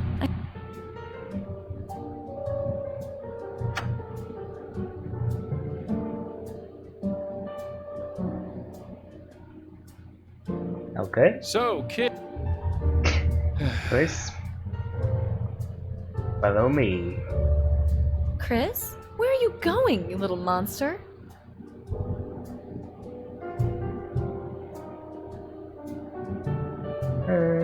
to do, so the coast is clear, and Rosie is free to go.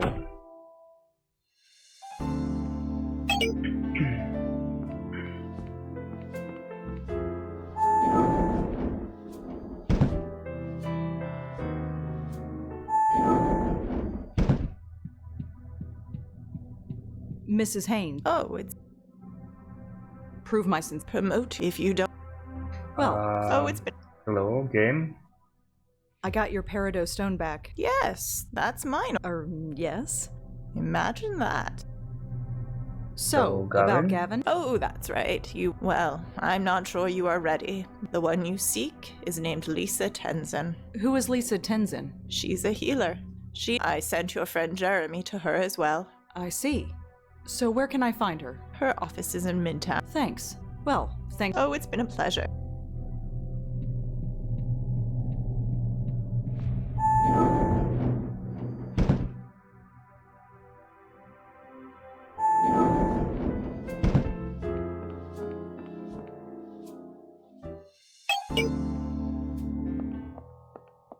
A straight psychic, huh? Keep on your toes. This could... I think I can handle a psychic. I am one after all. Just be careful is all I'm saying.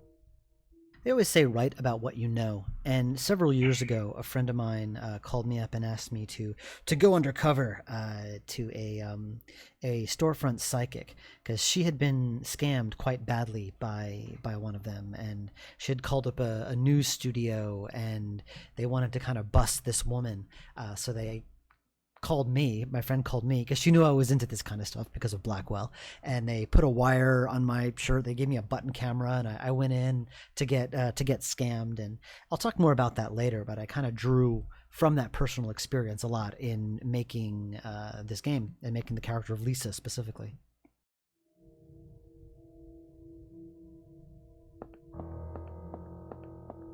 This is referring to the meat of the game is about street psychics. Yeah. Like the storefronts. Which I think is awesome, by the way, because it really was only a matter of time before it addressed that. And it was either straight psychics or like Miss Cleo, the phone psychic. Now that you've had some time to think about it, maybe you feel like talking about Jeremy now. Guess that's a no. They're turning into Katharine Hepburn now. No, it's just that's the way it reads. It's funny. Now that you've had some time to think about it. 23 skidoo! See? Now that you've had some time to think about it, see? I'll be back. I'll be back. It's hard to say it. It's hard to say it without it being like a joke. I'll be back. No. I'll be back. Fuck. It's hard to say it because it's like a natural line, but I know. Immediately you go into Terminator mode. Alright, with the phone. That's enough. Hi, you've reached... Yep. What's interesting is a lot of people got stuck here, and if you got stuck here too, I'm sorry. But it's one of those things where once you figure it out, or, I gave him a hint or something, it's like, oh yeah, duh. And something's very funny about adventure games where it's something that's the most logical thing to do in real life. What do you want to do? If you want to find a phone, what do? You call the phone. But for some reason, when you're playing a game, you don't think about doing that. And it's a very interesting disconnect between game and life that I'm not qualified to analyze, but I found that very interesting. How once I said to them, well, how would you normally find a phone? They would instantly know how to solve the puzzle. But they didn't think of that on their own, at least not right away. God, that's disgusting. Is Jeremy's phone really under all that? Only one way to find out. Think I might You gonna have help or what? Being dead means I don't have to pick through garbage. It's one of the first time I played the game. Found it. Jeremy better appreciate that. It's funny how things work out sometimes in terms of pieces fitting together when you rearrange things. I mentioned earlier how in an earlier draft of the game, Jeremy sent you on 3 cases instead of just 1. And Jeremy wasn't saved until after you saved all 3 of those ghosts. And then I changed it so he just sent you on the Penelope case instead. And what that meant was that I've had to find a new way to get Jeremy saved, preferably before you met these other ghosts. And I kept trying to think of a way to do that. And what was interesting is that I realized I had designed all these things already. I knew Jeremy had a phone. I knew he had been at Lisa's. And by an amazing coincidence, there was a trash can outside of Lisa's. So the puzzle kind of wrote itself after that. And here's what you got. Nice. I think that the people usually in virtual games look for unusual solutions more often than not, and that's why the most obvious stuff they don't even try because, well, they don't expect it. Alright. Hi, is this Lisa Tenzin? That's me. Penelope Haynes gave me your address. Penny sent you, of course. Please, sit. So, the woman playing Lisa, and I'm going to totally butcher this, so if you're listening to this, I'm sorry. Her name is Rachel Rydzewski, or Rydzewski, or something like that. So sorry.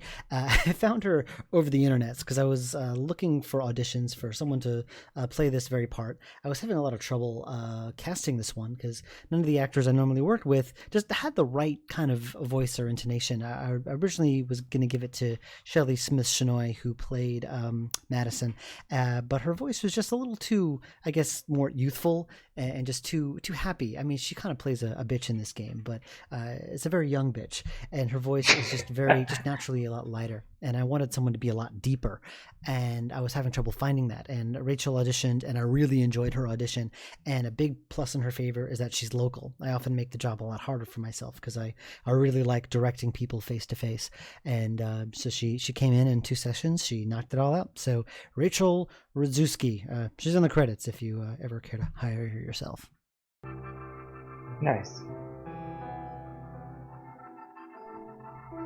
I'm Rosangela Blackwell. A pleasure. I'm Lisa Tenzin. Yes, I was hoping to. I am here to help. What exactly do you do? I work with positive energy keeps your... And that's important? Think of it like healthy spirit, right. How does it work? Through meditation. Me? Do you think I can tell that your spirit is... My spirit is weak. Something is blocking it. What would cause that? In your case, I'd say it was a recent something that affected...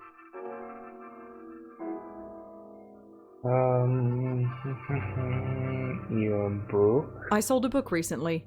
It didn't do well. Say no more. You put all your hopes into it, and now you are confronted with the possibility. You are confronting the choices you have made. You aren't buying this crap, are you?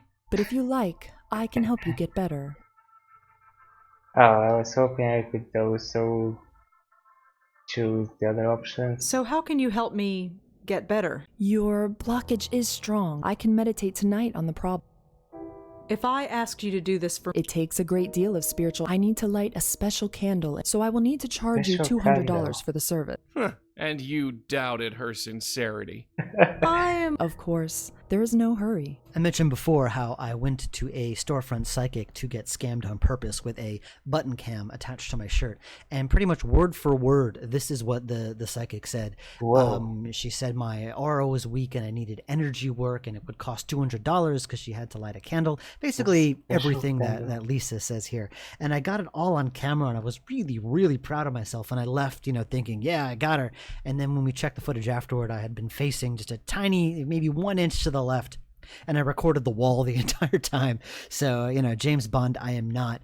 But it was an interesting experience. And like I said, I drew a lot from that in order to make this character. So something good came of it, even though that psychic is probably still practicing till this day. Oh, well.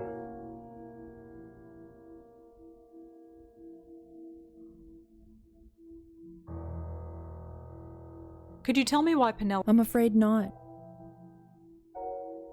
Did a Jeremy Sams... I wouldn't tell you, like any healer.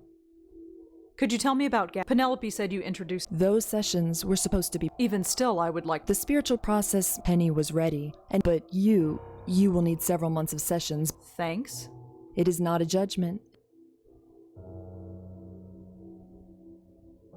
You know what? Jeremy's dead. Jeremy is dead. I'm sorry to hear that. No, it's not that. There are other worlds than these, Miss Blackwell. Yeah, we know. Lisa, I found Jeremy's phone. It's a public street. So he was here. He might have been outside.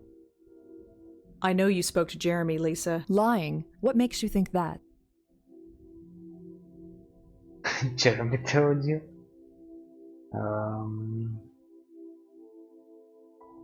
Looks like this is going in that direction. Let's go with this one. Jeremy told me. Didn't you tell me he was dead? Whatever he told you, it's not true. I think this interview is at an end. It's very clear that I will be unable to help you. Your mind is closed off. What? No. Your very presence is damaging the aura. I insist that you leave. And I also insist you give up this line of— Give up? That's not an option. Not for me. Nevertheless. My friend came to see you, and then he was killed. You can either help me, or you can get in my way. But one way or another, I'm gonna find out what happened. I'll be in touch. What did I tell you? A blocked aura. Do I really have a blocked aura? How would I know? For that matter, Because maybe she's a real psychic. I'm pretty sure they exist. I am living proof. I don't know anything about auras, sweetheart, but I know a phony when I see one. And that woman in there, a bona fide phony. So what am I then? Beats the hell out of me. Smooth exit. Whatever. Let's just get out of here. Alright, we're off to Jeremy's, I guess. Come on in. Oh! I met Lisa Lisa? That's right. Lisa. I only just met her. Crazy, isn't it? That's why we need to break it wide open. I don't. Come on, Rosa. They say they can see auras. Imagine that. But it's all a lie. Everyone knows that. There's something beyond this. Jeremy? Yes? Oh yeah, the phone, I forgot about this. You wrote in your notes that you lost. Did I? Yes, you. If I did, Wait, what? Well, I bet. Alright. Here, look. Jeremy, I've got something to show you. What, this? Yes.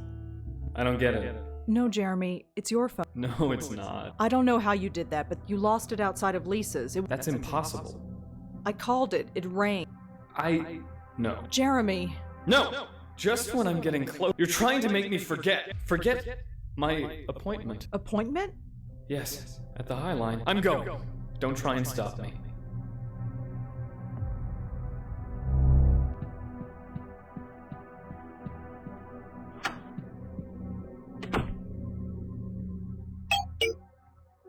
The one thing that has not changed from day one is this wind sound. It's the same wind that appeared in that you heard in Blackwell Legacy, Unbound, Convergence, any Blackwell game. It's the ghost has become aware that it's dead sound. And hopefully that is pervaded in your consciousness enough that once you walk onto the High Line and see Jeremy and hear that sound, you know what it means. Yep. Jeremy? I was here. This is me. I was standing right there, and then I was calling you. Somehow, I just... Like I said. Could you tell us who you were meeting here? I was meeting a man named Gavin. I've heard stories. Die like... Jeremy, I'm so sorry. No, it's okay. I don't know why. You'll find him, won't you? We'll find him, Jeremy. Thank you. I'm ready.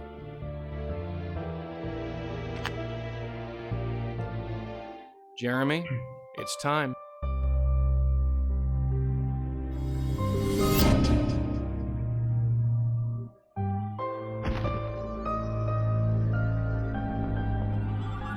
This is incredible. All this time, this is your life now. This is my life now. Not quite the village Beats writing book reviews. So I guess I should... Yeah, the light. Just go through it? Just go through.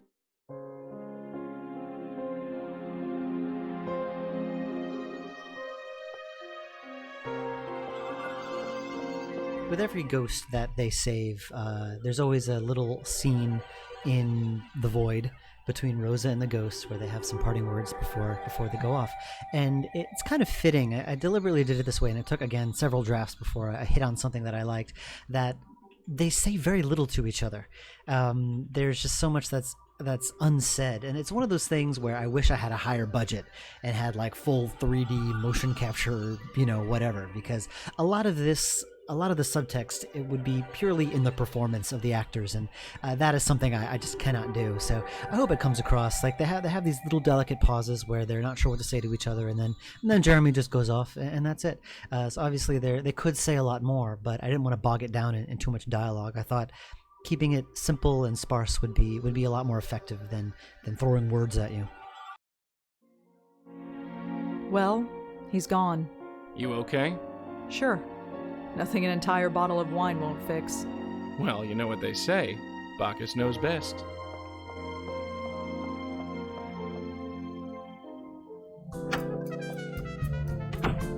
Not bad for a night's work. I guess. We still don't know. That's not really our... Maybe. It's just... Yeah, Look, you get some sleep. Yeah, you're right. Joey? Yeah? The old man at the nursing home. Who is he? Get some sleep.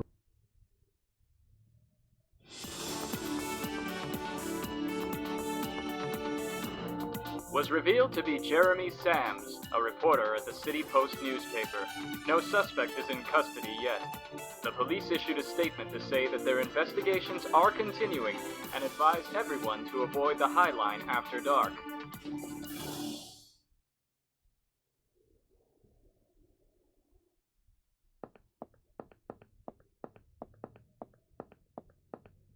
Okay, so now what?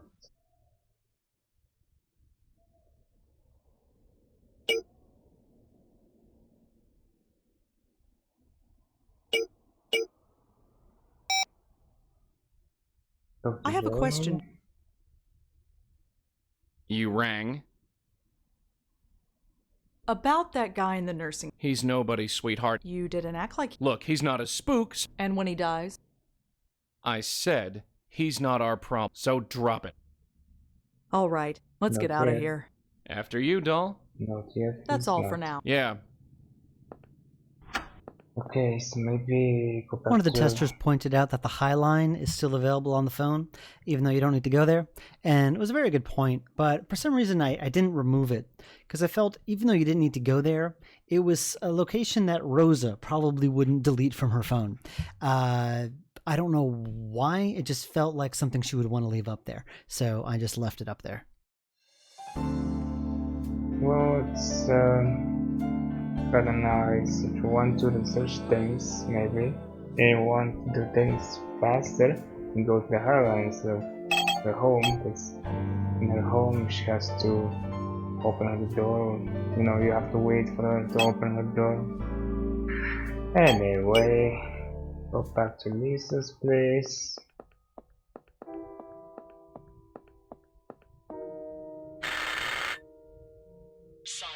Hi. Hello? Well, that was Oh, I have to go in as Joey.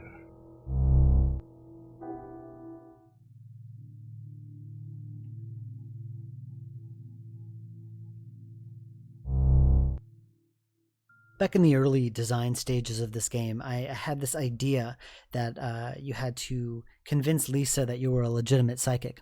And the way to do that was to send Joey to the other room and report back to Rosa about what he saw. And then Rosa would say, oh, well, in your other room, you've got this on the wall and blah, blah, blah, blah, blah. And I guess it was good. It was something that would have looked good in a movie or in a book maybe. But in the game, it was just very, very boring. You're just going to one room, looking at something, going back to the other and repeating what you saw. And it was extraordinarily boring in practice. So I ended up nixing it and just doing something else instead. She's staring at that photograph. Is that Danny? Is that... How the hell did Lisa get this?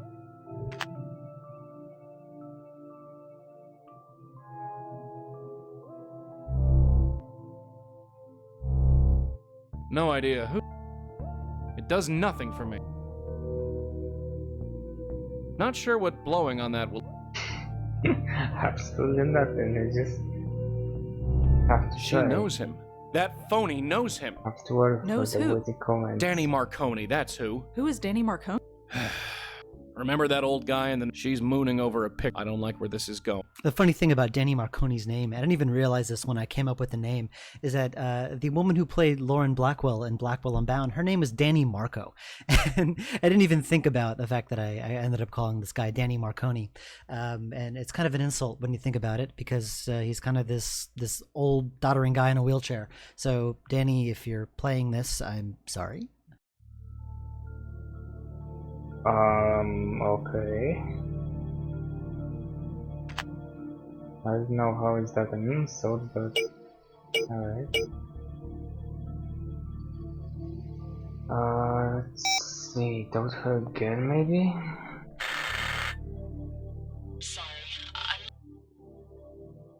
Do you know a Danny Marconi? Let me in and I'll tell you. I like these animations. Wait, she hung up?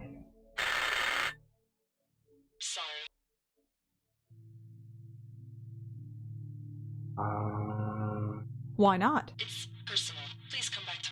Hello? Huh. Sorry. About Danny... What? Let me in and I'll... No. Joey. What's going on? That's all for... maybe Yeah. when I call him? Sorry. About Danny... What? Let me... No, that's not gonna work.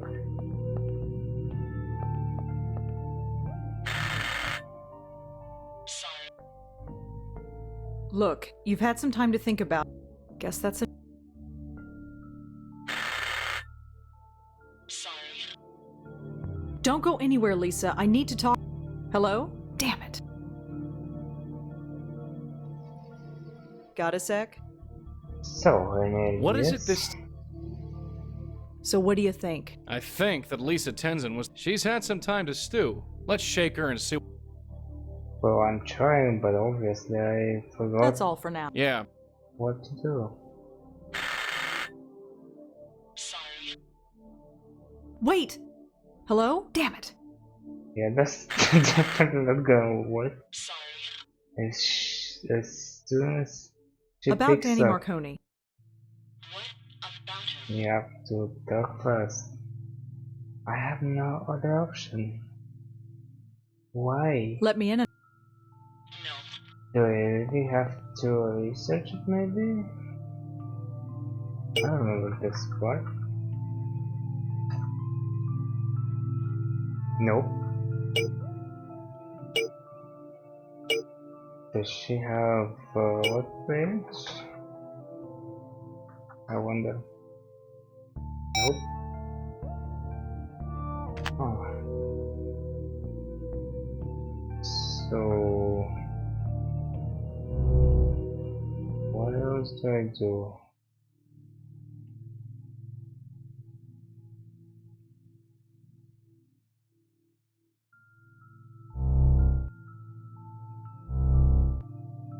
We just I'm not gonna waste my... Not sure what I'll gain. She's staring at... Couldn't talk to her. What do you want me to do, scare it? Yep. None of them mean anything to me. Looks like an urn. That's way too... Not sure... Alright, I'm coming back. I'm back.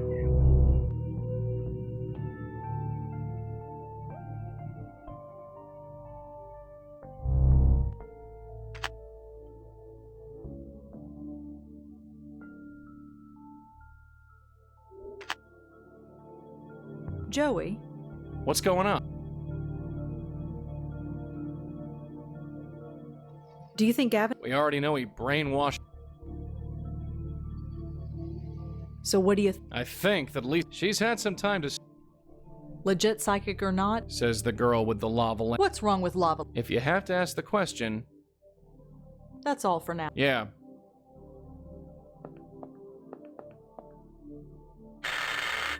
Okay, one more time. About Danny Marconi. Let me... I finish this option. If I see me again, she's gonna hang up. It's me again. Hello? Yep.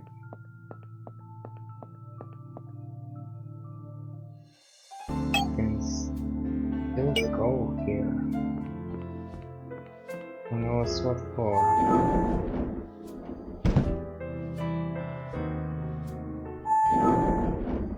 He's gone. Oh yeah, I completely forgot about this. She's gonna tell me that he's dead. Hi again. Hello. Do you have a patient here? Yes, we do. No, I'm just hoping. Oh, I'm sorry, he passed away.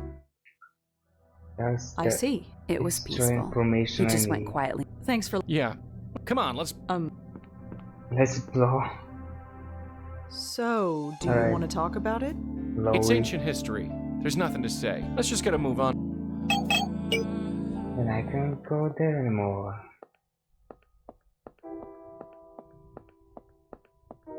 Hey, guess what? About Danny Marconi. What? I know he died this afternoon. And I wanted to talk to you about... Yesterday, you threatened. Today, you want to talk about my... Wait. Grandfather? He was your grandfather? Yes. If you didn't know that, why are you... Grandfather? I can't believe... Well... I'm psychic. I'm psychic. know about my grandfather because you're psychic. Yes. Did you talk to his ghost or something? Ironically, no, I didn't. Uh-huh. I ask you again. How do you know my grandfather? So what, you don't believe that I'm a psychic, or you don't believe in psychics? A little help here. Just tell her this. Had slick back hair and a pencil mustache. He had slick back hair and a pencil-thin mustache. So did a lot of people back then. Tell her everyone called him Danny Boy and he hated it. What? Just say Everyone called him Danny Boy, and he hated it. Excuse me? he drank whiskey straight with no ice. He put salt on everything. He would have sold his soul to play at the supper club. And he was madly in love with a singer named Linda. Madly in love with a singer named... Get in. Linda was my grandmother. She died before I was born. Thank heaven for small favor. Seeing you would have broken her heart. You're... for real? You're one of them? Yes, a lie. How is that a lie? I don't get it. Yes, that's right. I thought so. I've been nothing but loyal over the years. You have no reason to test me like this. Look at her, shaking like a leaf. Just because there was that bit of trouble with the... You mean his murder? I am not responsible for that. Why now? If what... Gavin has killed some... I can't confirm that one way or the other. Look, I'm just a friend of Jeremy's. I want to know what... Whoever Gavin is, he needs to be... I want to believe you. Then what's the problem? Look, what if I tell you my... So what do you suggest? I'll give you the names of the last... You look into them. You find... No. No, I need more than that. That's my offer. Take it or leave it. Fine, give them to me. Here. Aw. She accepts anyway. Thanks. I hope so. But until you do, leave me out of it. Now get out. I've done all I can.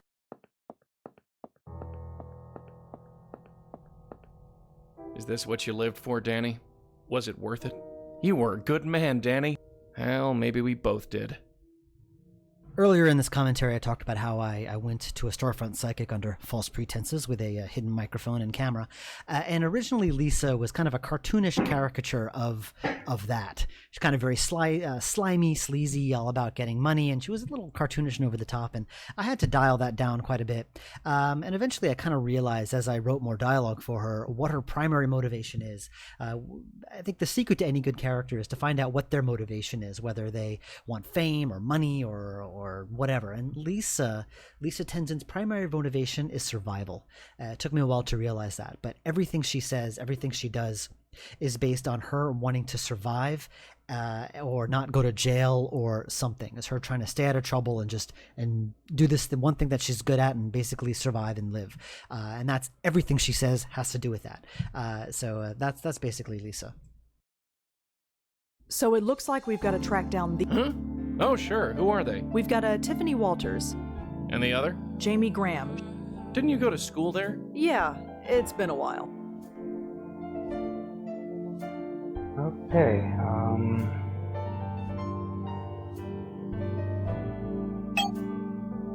we're gonna go first again. Charming. See if we can solve it. The location where this character lives, I intended it to be on Thompson Street, just south of Washington Square Park. And Rose and Joey, when they talk to each other, they talk about all the NYU kids and all the stuff, all the dirtiness of the neighborhood.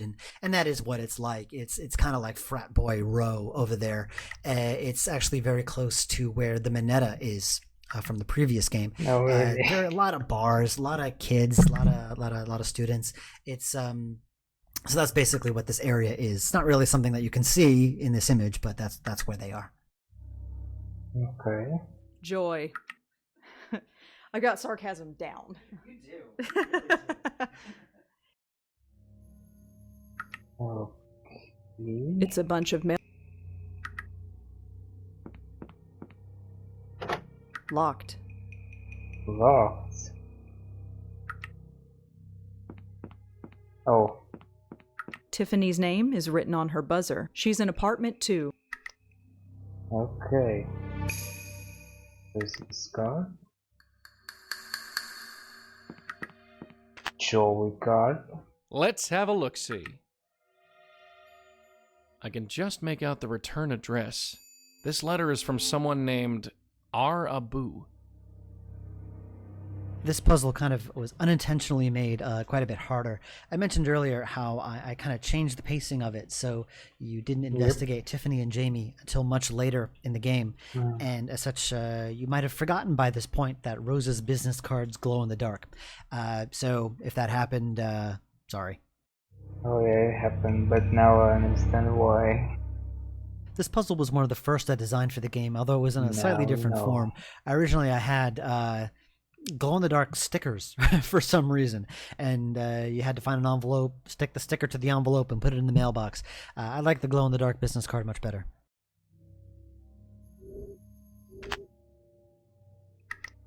Okay. Stay close to the door, Red. I'm heading in. After you, Joe. Hello? Oh, there's too much stuff. What? Who are you? Oh, I'm a neighbor. I just moved into the building. I live down the hall. Just thought I'd come meet the neighbors. Really? Oh, how it makes my day. Huh? I can see right through you, mister. You're not the only one. Oh, shut up! You think you're so clever? You think you're so charming?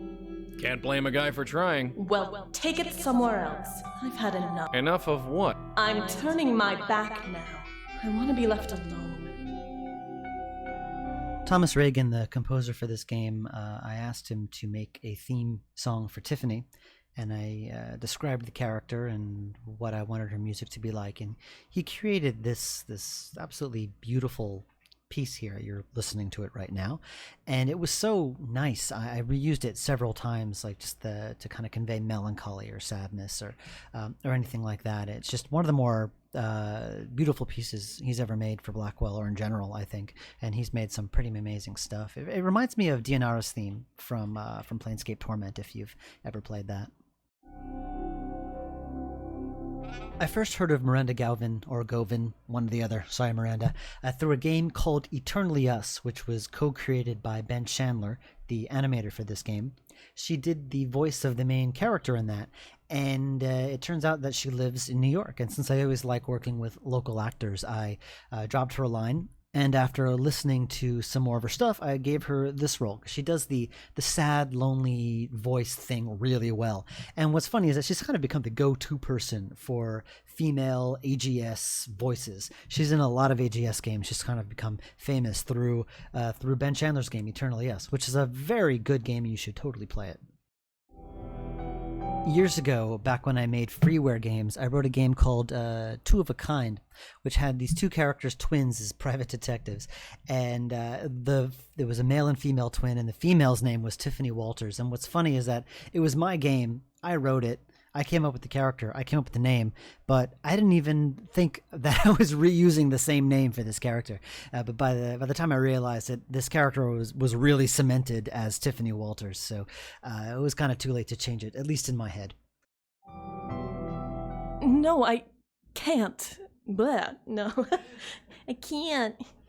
And I can't stand him. He doesn't realize it yet. But he will. Yeah.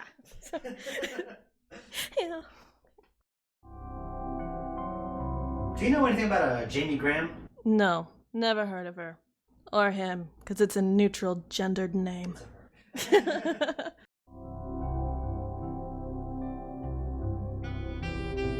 There's a message written on this photo. Rachel and Tiff. I don't get it.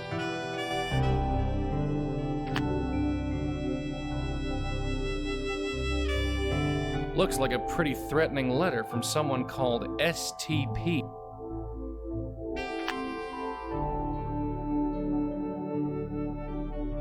I can switch to Rosa. Hello again. What? Let's talk. So, you're Tiffany Walters, aren't you? Yeah, that's me. Well, we've confirmed that at least. So what's your beef anyway? I never had a broad Just leave me So, What? You're a ghost. I'm what? That's rich. I thought I'd heard him. Just leave me alone.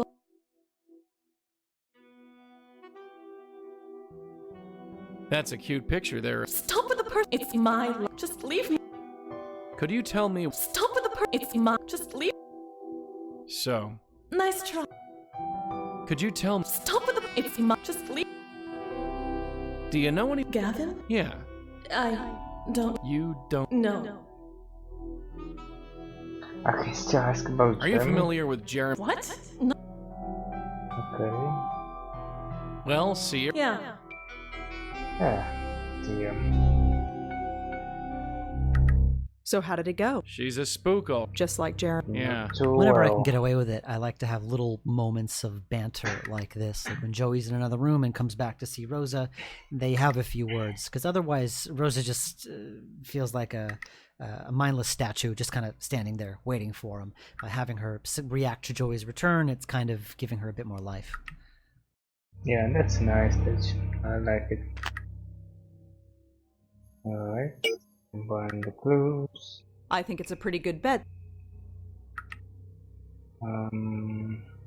Let's see. Okay. Right.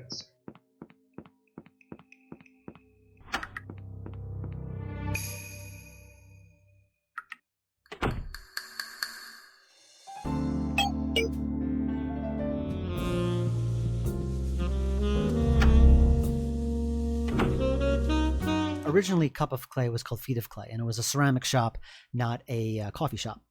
And the only reason why you went there was to talk to Rachel, and then you never went there again. And something like a ceramic shop would have just been a really interesting location, and there would have been a lot of cool things to do there, but you wouldn't have been there for very long. And the more I thought about it, the more it just felt like a waste. So I thought about it and wondered if there was a way I could reuse one of the other locations. And since I knew I wanted Rosa to talk to Durkin in the cafe, I figured, well, why not make Rachel the barista and you can talk to her there? So I saved production time and money on reusing this location. You've been able to call Durkin and provide that, but I kinda forgot since I tried to solve the case isolated from the There's this other. area of the East Village of Manhattan called Alphabet City, which is just far, far East Village, and there's a cafe called Cafe Pick Me Up. And when I was designing this game, I spent a lot of time over there with a notebook, just jotting stuff down. And I knew that there was going to be a cafe in this game, and I wanted it to be kind of based on Cafe Pick Me Up. It was really hard to get all of the features of that cafe in one image, but I knew that it had to have that wall-length window overlooking the street. And that's the one bit of Cafe Pick Me Up that made it into this background. I know we're not there yet, but I shouldn't have any more coffee. That's so me. Because this is like my second large today. Oh, is it? Oh, yeah. It looks good. It is good. Okay. It's so tempting, but I've already had more coffee today than I should. It's so tempting, but I've already had more coffee today than I should. I don't think you'd have any interest in that. It looks like you leave back to the room, but what did I do exactly? Like, Rosa likes coffee! Ah! That's horrible. That's horrible. Got 2 tenths. That's absolutely horrible. Hi. Hi, you're new? Yeah. I knew it. The Rachel character is played by a woman named Jennifer Holmes, and it's a funny story how I met this woman, or rather I got back in touch with her. I went to summer camp with her about, I don't want to know how many years ago, back in like early 90s, 93, and I don't want to do the calculation in my head, but it was a while ago. And I know she lived in New York, and I knew she was an actress, and she had a child, and she kind of dropped off the radar. And when I was trawling internet forums and Facebook and Twitter looking for people to play these small roles, she emailed me back. She's like, "Hey, I'd love to get back into acting. Could I audition?" And I said, "Yeah, sure. That would be awesome." And I did some acting back then too. We were in plays together back then, so I knew she could act. Admittedly, it was like 20 years ago or whatever. But she sent me an audition, and I'm like, wow, like she still can act. So she came over, and she did this role. She did Madeline, and I think she did Penelope. She did the old woman. I think I talked about her in an earlier commentary. So yeah, it's just funny how I re-met this person. So you'll be definitely hearing her again in a future game. Are you Rachel Abu? Yeah, that's me. I wanted to talk to you about Tiffany. Tiffany? You were friends. Sort of. I'm looking into her death. Why? That's what I'm trying to find out. Well, okay. So you and Tiffany... A few years ago, I went on to start this. Maybe she thought she found... What do you mean? She met some guy. I don't blame her. What do you know about the guy, Tiffany? Only that his name was Ken. Tiffany was kind of... I couldn't tell if it was... Do you know where Tiffany was temping when she met... I wouldn't know. She never told... What about the agency she worked? We didn't work at the same... Have you ever heard of... Nope. Thanks. Have a good night.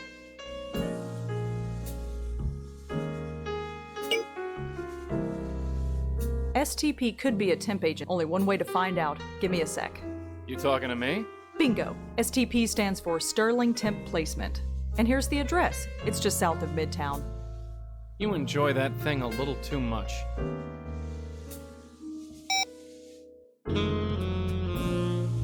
Okay.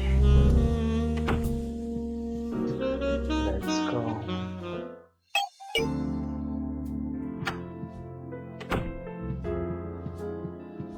Hi, are you busy?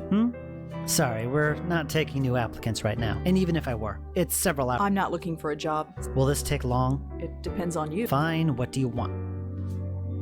You're open kind of late. Like I said, we're not just because I'm not seeing a client. I wanted to talk to you about... Yes, I remember her. I need to know what company you placed. That, I'm afraid, is confidential. Are you aware that Tiffany is... I am aware, yes. Do you know anyone named Ken? I can't tell you anything about... So something happened. I said nothing. Surely if Tiffany is dead, it doesn't have to... It's not her confidentiality. What does that mean? Whatever you think it means. Whatever the hell you want it to mean. So, what can you tell me about this place? If you want to know more... Okay. Well, thanks. Right. This owner of the temp agency is another one of those characters that I based on someone I know. This guy is based on someone named Lu Huang, and I hope I'm pronouncing that correctly. He is one of the more prolific beta testers, and I decided to base one of the characters on him.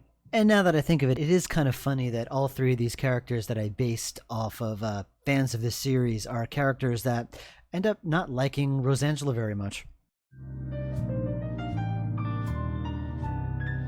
This My Phone is pretty cool. I never would have learned about the Grant City Trust without it. Sorry, she's so cute. I never would have learned about the Grant City Trust without it. I almost feel like she rubs it in his face just a touch. You know, like, oh, God knows you couldn't have helped me, ghost. But I have this cool phone. There must be hundreds of possible results for STP. Stone Temple Pilots. Lady Picture Show. Definitely. 10 out of 10. Alright. You might be interested in seeing this. The City Post? Is that who you're working for? Yes, the biggest paper in the city. Maybe you can be more forthcoming now. No, Yes, doesn't so change a tough. thing. Confidential is confidential. You just made doubly sure that I won't say anything. We'll see about that. Hi again. Yes? Well, thanks. Right. Okay, so I go back to the Tiffany's place.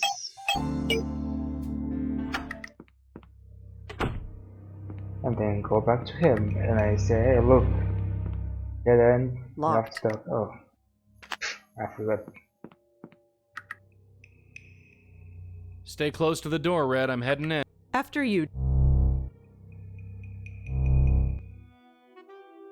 Hello again. What? So, Nice try. I heard you worked for Well, those jerks. Jerks. They fired me. Terminated my contract. Sorry to hear that. Whatever. It's not like there aren't other temp. So, tell me about Ken. Ken? He's wonderful. Is he now? I can't begin to... Try me. Wait. Not you Huh? Why is everyone... I'd like to understand. Just go away. Okay. Well, see you this around. is me Yeah. going away. Going away. Typical spook. Evasive. Cryptic. Won't give me a damn straight answer. So, par for the course. Don't worry, we'll get her. Yeah, these bits when they're talking sound so good.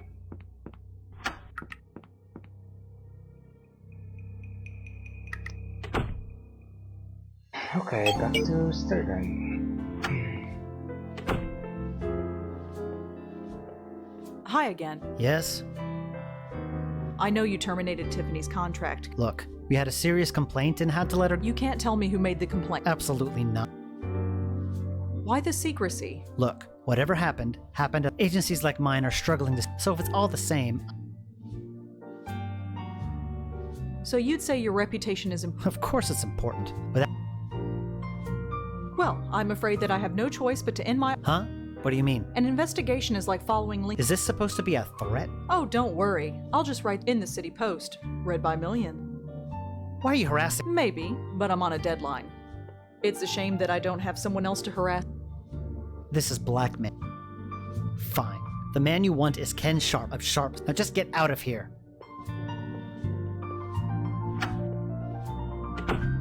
Okay, do I have an address? No. Let's get the highline then. For a change.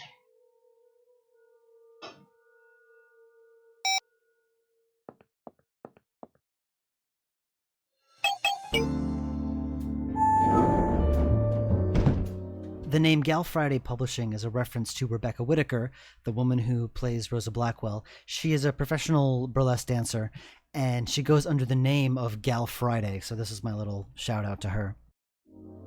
Nice. I guess that's why it says Becca as well on the note. I want to hate him. It's like it's not the line. Well, that won't happen until later. Nice. You think that's real? Don't.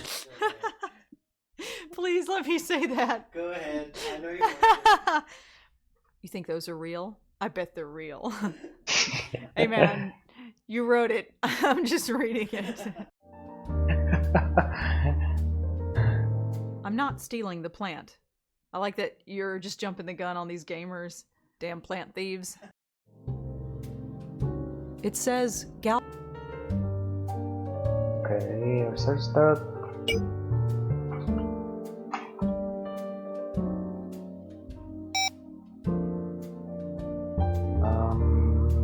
Sure, I can do this. Kind of fire.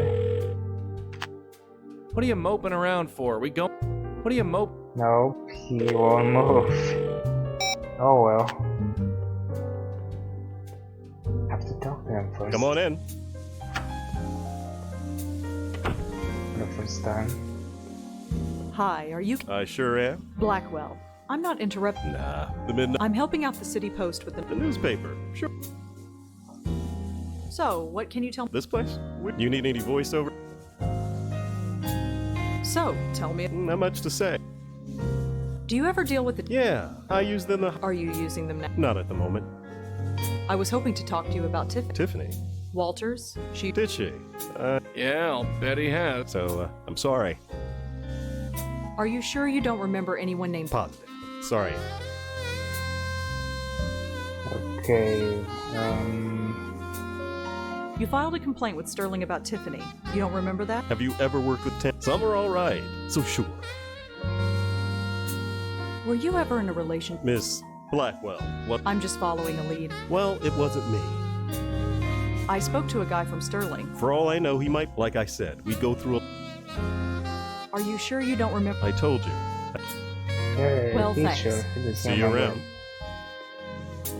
Remembers not to remember. Okay. Call the phone. Joey. I'm gonna go in and snoop. Time to play the Joey card. Ah, he doesn't say anything. Interesting. We were doing spots for a TV commercial and she bought... I was gonna make it through too. I was like, that's weird. Just keep going, Daryl. Just keep going. Okay. That's kind of weird. It keeps buzzing. Oh, Well, thanks. See you around. We're tired. 12-year-old boy. See you around. Bye, Miss Rosa. Okay, I'm gonna play them again. I'm gonna quickly do this puzzle. Hang up. I can barely make anything out in here. And then play them again. Looks like a love letter, and it's signed Tiffany. Sounds like our XO, boy Ken knew XO. Tiffany after all. Yep. What do you know? Hang up. Alright. We were doing spots for a TV commercial and she bought... I was gonna make it through too. I was like, that's weird. Just keep going, Daryl. Just keep going. Okay. Well, thanks. See you around. We're tired. 12-year-old boy. See you around. Bye, Miss Rosa.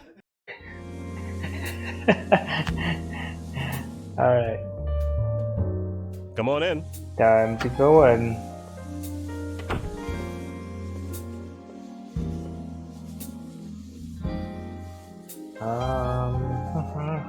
That's an interesting picture of... Well, you wouldn't.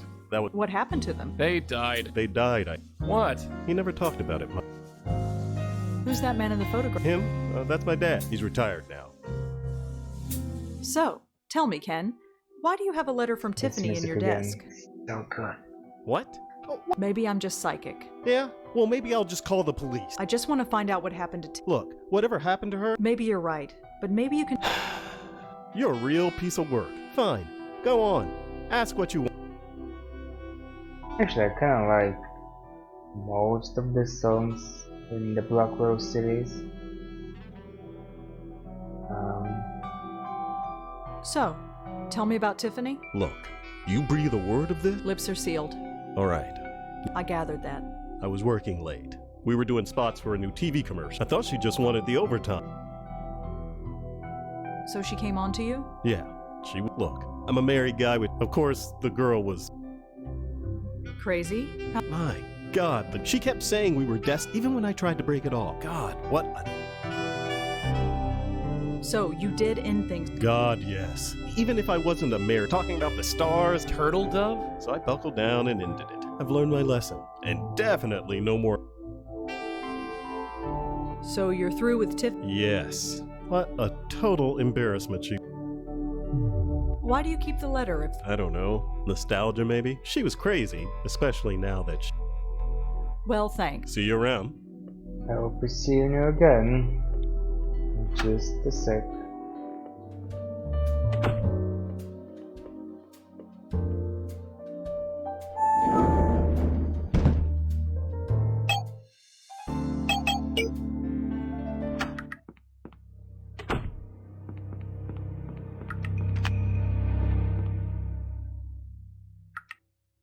Stay close to... After you, Joey. Hello? What? Look, you're gonna have to face... You're lying. Deep down, he still... He told me himself. I don't believe you. Look, you're gonna have... You're lying. Deep down... He told me... I don't believe... Where's my line? My keyword? Ah, there it is. You called Ken your turtle dove, right? That's private. He told me himself. He... what? It's over, kid. Well, you need to get... No, just one more time. Hey, wait a sec.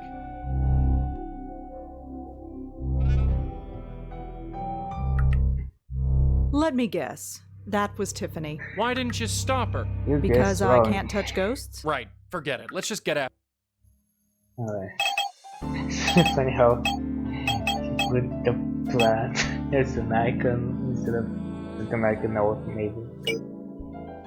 Why won't you look at me? Can't you look me in the eye at least? Come on in.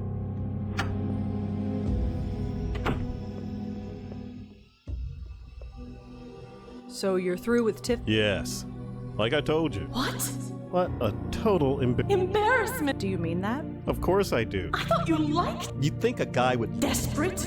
She said we were destined... I don't believe what I'm hearing. We're supposed to be together. I don't know why I didn't end it right. I gave up everything for you. I gave up my... She thought I'd give up my entire... I only hope she found some happiness before... Died? I can't even look. I've got to get out of here. Whoa. Did you feel that? Feels like the AC kicked in. Anyway, take my advice. I'll keep that in mind. Well, I think that's everything. Thanks again, Ken. Sure. You know, feels kind of good to talk. And I am. Don't worry. Alright. So, her. Tiffany? You think I'm pathetic? Oh, no. Not at all. I do. Why did I act... I don't know. We all act. Not like this. Gavin, is that the Funny psychic how who told... Yeah, even if and your I believe brochure is every always last word. Joe Why ends would I up believe something so talking to her. stupid? Ken was all I thought about. But Gavin told me not to worry, that it took me over. I'm sorry. I need to get out of here. Well, let's get you out of here then. Hey, Tiff. I got something for you. What is it? It's something to help you on your way. Just 1 minute. Look at him, working at his desk like nothing's happened. I'm ready.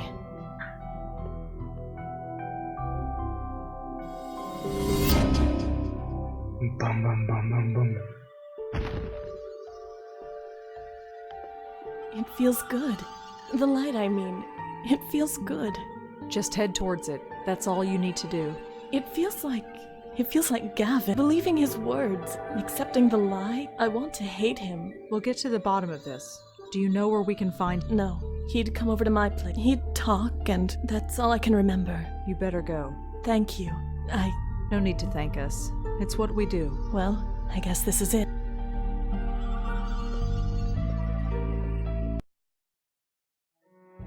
She all taken care of? Yeah, I think she'll be alright. At least, I hope so. This makes no sense, Joey. Hey? Her death. It was so pointless. Who said there had to be a point? She didn't even like Ken. Not. Haven't you ever been in love? That's not what I mean. Maybe. Maybe not. But whoever this Gavin guy is, he put her up to it. I think we owe our friend Lisa another visit.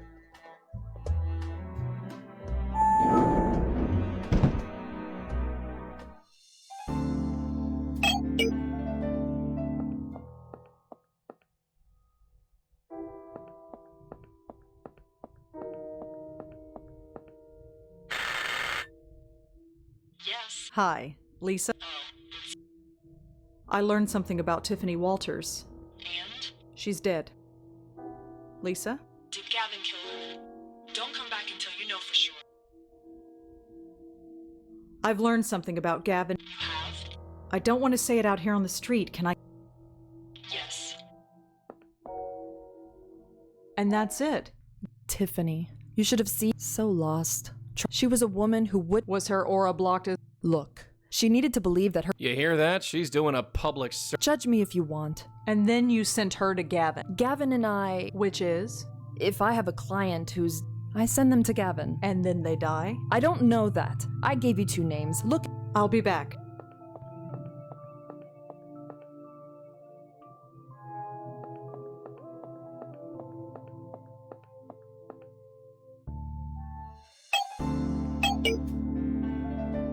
Sneaking through the Columbia campus and keypad locks. Those are new. Okay, I wanna try this. There's a keypad on. Hey, it works. When I first designed this game, I knew I wanted a bunch of scenes to take place at Columbia. In the original draft design document of the game, there was Jamie's dorm room, there was Professor Appleton's office, and then there was the Columbia Library where Seb worked. And in the end, I decided not to use any of them because, number one, Professor Appleton you only need to speak to once. So why waste an entire background on her? You could just call her. And with Seb, I found that the nightclub was such a cool location that I felt that we should spend more time there. So I moved Seb to the nightclub. So the only Columbia background we still have is Jamie's dorm room. That reminds me, I have to call Durkin. Or maybe not before I investigate the room. Hi. Yeah.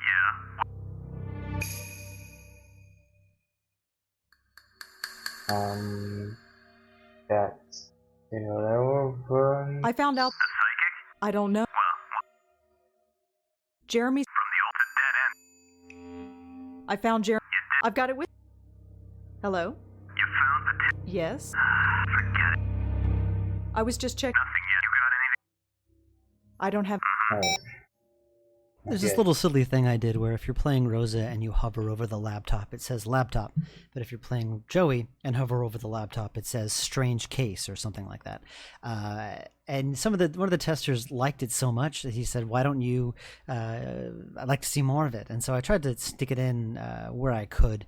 In the nursing home, if you hover over Penelope as Joey, it says crazy old broad, that kind of thing. So I tried to stick that in wherever I could. Yeah, I noticed that. It's really cool. I like it a lot. I think there were several places where this would happen in Epiphany as well. A funny thing about my job is that I sometimes have to justify why certain background items are there. Indrek is a wonderful artist, but he can't read my mind. And sometimes it's just less effort to just come up with a reason why something is there than to ask him or whatever artist I'm working with to completely redo it. So I had to justify why a college kid who's like 18 years old would have a cassette radio player on her shelf. I mean, who has that stuff anymore? But I came up with something. You can go right click on that radio if you want to hear what it is. Okay, let's hear. What is it? This is really old. It's got a cassette player and everything. Does anyone listen to cassette tapes anymore? It must be something she had as a child. I see. Nice one. Does anyone listen to cassette tapes anymore? It must be something she had as a child. Holy crap, she's like 18. Yeah, I know. Must be something she had 2 years ago. they're just so outdated. They're Betamax. Literally, it must be her grandmother's. Who listens to this shit anymore? Looks like a poster for a band called Epileptic Fish. I've heard of those guys. Back in 2004, I took part in the adventure game studio Team Challenge, which is anyone who was interested could put their name in the ring, and then you got randomly assigned a team, and you had to make a game in about 2 or 3 months. And part of the rules is that you had to come up with a team name, and our team was called Epileptic Fish. And it was a great project. It was actually what kind of inspired me to sell games commercially on my own. Everyone from that team is now kind of doing non-gamey things, and they're all doing great. If you Google Epileptic Fish on the phone, there's a little inside joke about the old Adventure Game Studio Challenge. Yep, they're in the regular playthrough, and I'm gonna do it again. Let's Google Epileptic Fish.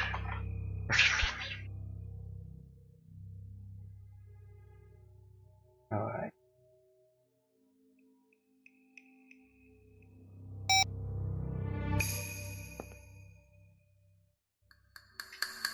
Oh, enter password. Let's see. Hey, it works.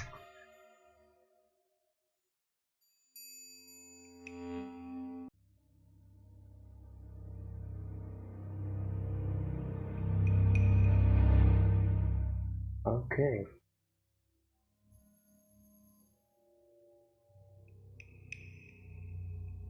I don't remember, was there anything specific I needed to know from here, and maybe research? I think not. I think all of this information is needed for conversation. I still need to call Durkin. Hi. Okay, well, I stepped off I don't have any stuff. So I guess Rose still doesn't know that, oh, Joey, get in here. What? This looks like a class schedule. You remember that after all? It wasn't that long ago. If you say so. Let's see. She's mostly taking English and history classes. Wow, Joey had to go in. Now just this is for that interesting. conversation. That's interesting. Well, it is to me. Okay. Then about an hour lane will probably tell me how she died, or whatever the reports are. Hello? Hi. That's me. Rosangela. Rosangela, I saw you had a book. Something like that. Sure. I'm surprised you were. Well, it was my first. I did? The coffee? Oh, God. I completely forgot about. I didn't. I wanted to ask about a student. Oh, her. Tragic? You mean you don't know? Oh, well, I'm sorry. No, not really. I'm not sure what I can tell you. What can you tell me about? I hate to speak ill of her. How so? At first, she was very keen about her. By midterm, she'd show up for class. And as for what she was wearing... What made her brilliant? She had a way of, and she had a keen interest in Middle Eastern. But as I said, that faded. Such a waste. That's also a nice piece of information You that I'm said gonna she... need. I don't know. I wish I did. At the time, I figured it was the young, sheltered girl comes to this most just fine. I could tell she was trouble. I remember you being a bit... Yes, well, we all... What was wrong with her clothes? I'm no prude, but what she was wearing should... Munray's? It's a nightclub. And Jamie went there. She wore their t-shirt, although it was more... You said she faded. Well, like I said, at the time, I figured it was the young, sheltered girl, most just fine. I could tell she was troubled. I remember you being a bit close. Yes, well... How did Jamie die? I'm not sure. No foul play. Really? That's what the police said anyway. Why were the police involved? I wondered the same thing myself. The detective, a man named Durkin. Of course, it's Durkin. Who else? So what is Munray's like? I wouldn't know. That's who I'm talking. Okay. Is there anything else you could tell me? If there's anything specific... I think not. I should get going. Are you still in the city? We should have. Sure.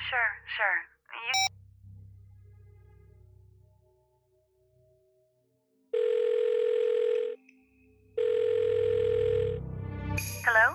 Hi, Elaine? Rosangela, what can I help you with? Oh wait, well, I should get did I going. call her again? I meant to call Delphin.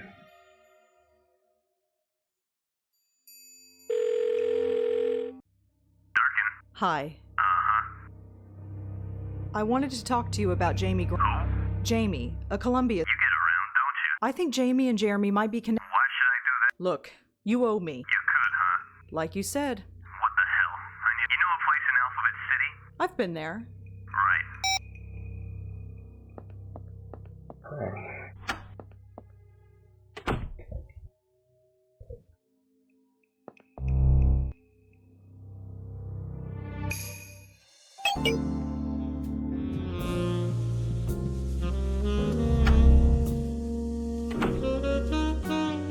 Hi, Detective. Oh, it's you. So, what can I do So, any. Look, you helped us out on. You know about as much as I. So, why are you looking into Jamie's death? Well, she was right. And? Her body was found in a dumpster. A dumpster? So it was murder. I didn't say that. It was 3 blocks away from so she bought it in the upstairs. 1 minute, danced in the night. Nobody saw how she died. Anyway, the bouncer saw it and, like I said, cut and dry. How are you sure she wasn't murdered? We have this thing called... Right. What did it... I don't know the medical term, but one thing's for sure. It was... What else did the coroner's report say? Nothing too important. Why? I don't know. Could I see it? You do owe me. I don't know about that. But you certainly... Look, I can't give you the actual report, but I can give you the... You might be nuts, but for some reason... Thanks. Don't thank me. You owe me. You got a phone? Yeah. When we finish here, I'll...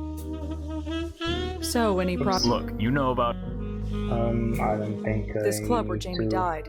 It was Munray. You get around. You spoke to Professor Appleton. The Graham? No reason. Thrown away. You're surprised? Some people are animals. Alright. Well, bye. See ya. Oh, did I ask him about the Murrays? Hi. Yeah?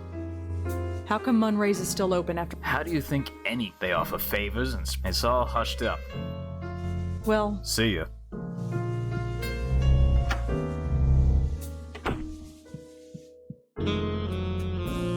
Hey, check it out. I got a message from Durkin. Uh-huh.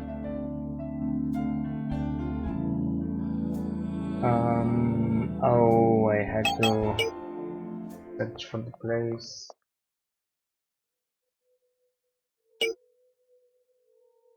Support. Blah blah blah.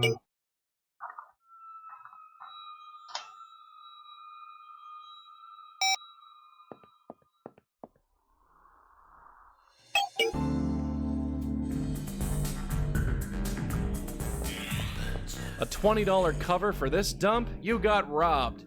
What? I said you got robbed. I look like a slob? No. Well, yes, kind of. Just forget it. I knew when I first designed this game, I wanted a section that took place in a nightclub.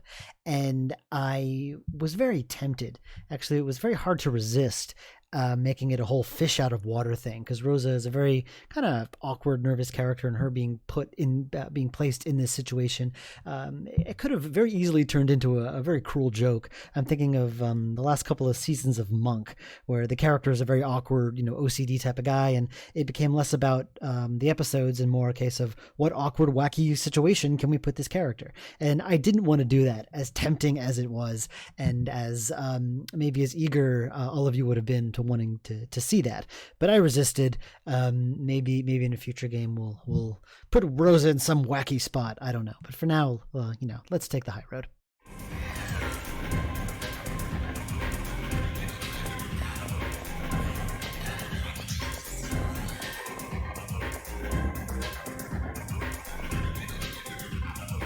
Are you Seb?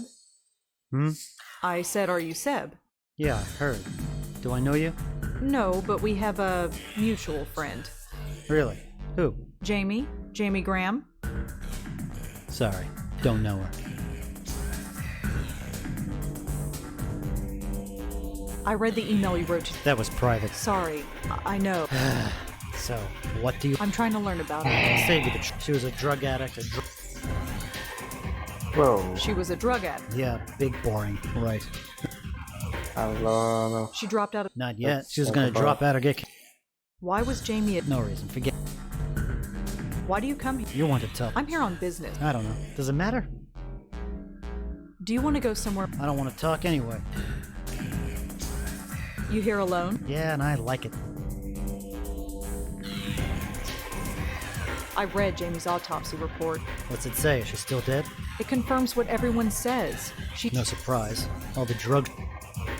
Oh, she hasn't made the connection So, yet. Jamie... Not that it's any of your bit. Always bragging about getting... She tried to get me. Look where it got her. Okay, let's well, make the later. connection.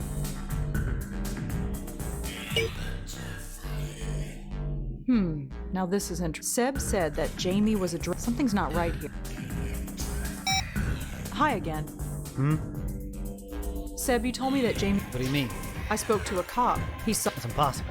She was always talking about... I'm not really down with what the kids are smoking and taking these days, so I don't know if people still take ecstasy, but it seemed like as good a drug as any.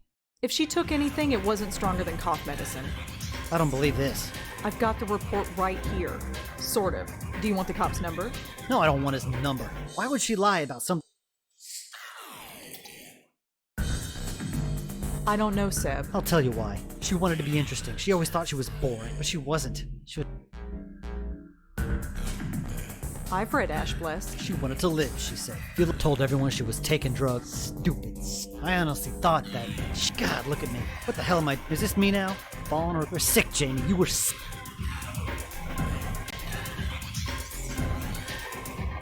Funny behind-the-scenes story if you're into that kind of thing. For a long time, there was a bug where instead of Seb walking off, he would just float off into the ceiling. I called it the rapture bug. For the longest time, I couldn't figure out why he did that, but I just sort of expected it after a while. I got used to it, and I finally fixed it before release. Okay.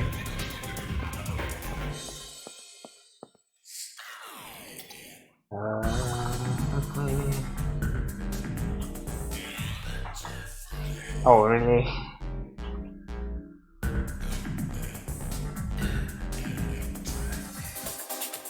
Nice. Alright. Joey, once again, it's up to you.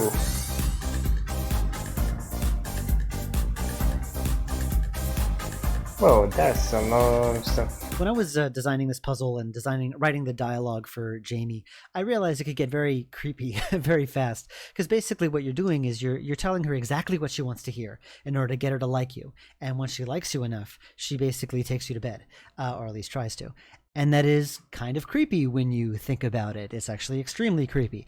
And I spent a lot of time going over how this would play, especially with the female audience. And I asked a lot of female friends and my wife what they thought about it. And they didn't mind it so much because they were thinking of BioWare games where that's basically what you do to woo members of the opposite sex. You basically tell them what they want to hear. And that is true, but then again, Joey is a very, very much a predefined character, and I wasn't sure if this is something that Joey would do. Would he just kind of do whatever it takes to save a ghost, or would he be like, yeah, sure? I wasn't sure. And there's only one person besides me who knows a lot about Joey, and of course that's Abe Goldfarb, the guy who plays Joey. And I asked Abe what he thought, and his initial reaction was, well, does Joey care about the girl? And I think, that's right. He does care about the girl, and that kind of changes the dynamic of it. If he was just sort of very distant and clinical about, okay, just have to save a ghost, then it becomes very creepy. But if he legitimately cares about her, then it stops being creepy and actually becomes kind of sweet.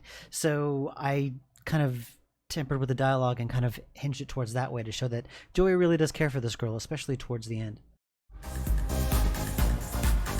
The Jamie character is one of my favorites. I just find her very fun, and the dialogue between Joey and Jamie was just a lot of fun to write. The banter, the flirting. It's not really something that I've done before. The whole like love story, flirting, picking up kind of dialogue.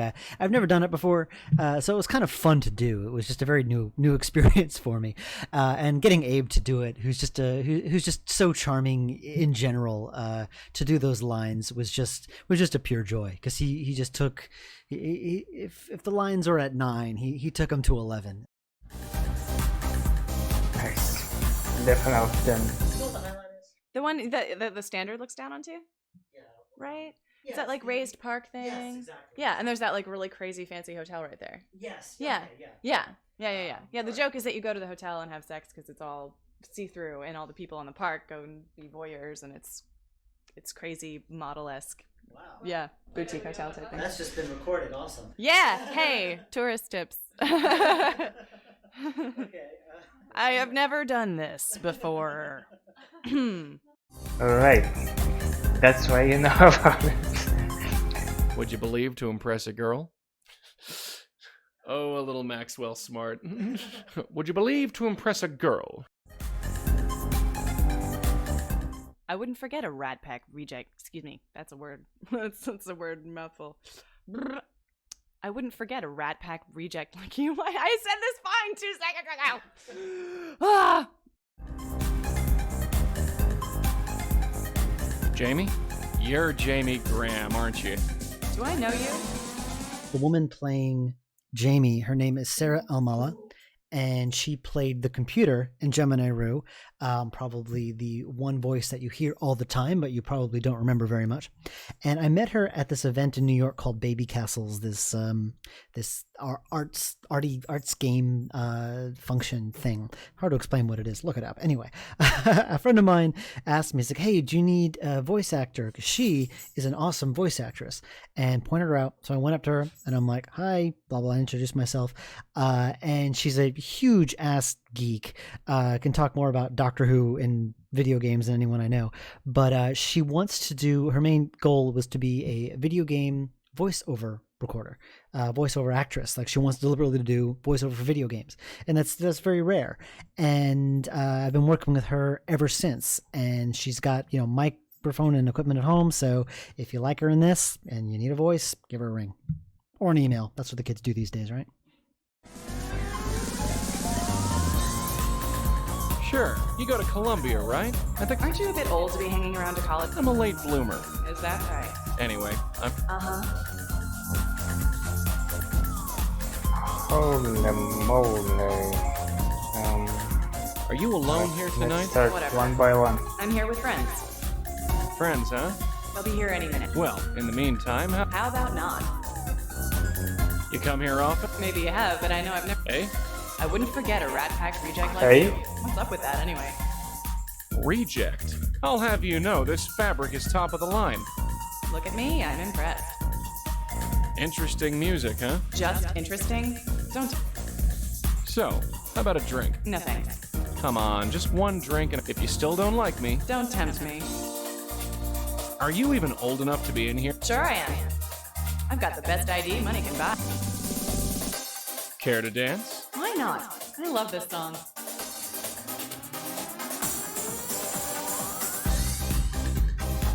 So, what brings you here? It's a place to go, right? It's a place, I'll give it that. So, what's the deal with this? What do you mean? It's loud, it's got why come here? To be free, of course. To be really alive, you need to... I used to be so scared of places, but they're so liberating, don't you think? I could die tomorrow. You were scared of this place? Places like it. I didn't think it was me. I never would have thought of going to a place like this, but now I can't think of any. So, you think you're liberated? Yes. I feel so free now. I always felt something was missing. And you do that by coming here? I have fun. I'm happy, damn it. So much happier. So, tell me about yourself. You got a question? Ask it. So what do you study? Nothing important. How about you? What did... History. Really? Something about Middle East. You know, I used to... Everyone has their own opinion, but you can never truly understand. I know what you mean. I know, right? And you do? Thought I did. Maybe we can talk more about it some... I'd like that. So, tell me about... You got a question? Ask it. So, What do you do when you're... Nothing much. How about you? This usually isn't my scene. Really? I used to read all... Not anymore? Nah. So what do you like? Robert Ashbless was always a fan. Really? I used to read him all the time. Oh, I did not search that. Oops. Oh, I like all of them. Really? No favorite? Not particular. Right. Oops. So, tell me about yourself. You got a question? Ask it. Where are you from? Nowhere special. Out west. Really? Whereabouts?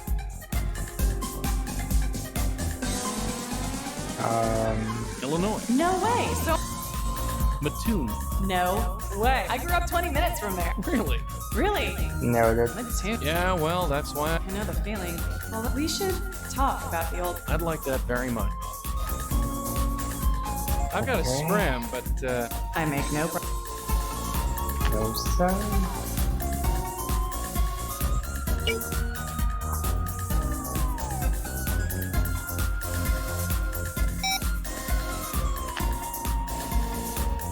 Hey, kid. Hey, you. So. You got a question? Ask. So. Nothing much. This. Really? Not anymore? Nah. Robert Act. Really? Anubis at the gate. Oh, yeah, if you want to go with it. You don't like it? Oh, sure, it's great, but that's the first... Like what? Oh, dark drawings and drawing a laugh. Really? I'd have to look them up. I've got a bunch in storage somewhere. I'd like that. How about right now? Huh? Not some... God, I hate this place. Why do I come? Let's get out of here. Sounds good to me, gorgeous. Well, my dorm is... Your dorm? Yes. The John Jay dormitory. Well, So when I sat down and designed this scene, and just it spontaneously came to me that Jamie would kiss Joey, I knew that this is something that would go in the trailer. And on the animation list that I gave to Ben Chandler, I said, make this as awesome as you can because it's going in the trailer. And I kind of made it the focal point of the trailer. So let me know, did the fact that this kiss was in the trailer do anything for you? Is that what kind of made you interested? Did it actually make you want to buy the game? Let me know, because I'm very curious if that actually was the case. Ah. I get the well, feeling I don't know. Hey, I've never seen the trailer in this game. Actually, I don't believe. This just got a lot more interesting. It's an awesome animation. Goes without saying.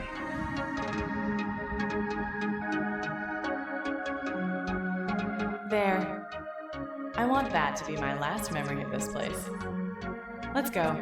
I'll be back in my dorm. Don't keep me waiting long, okay?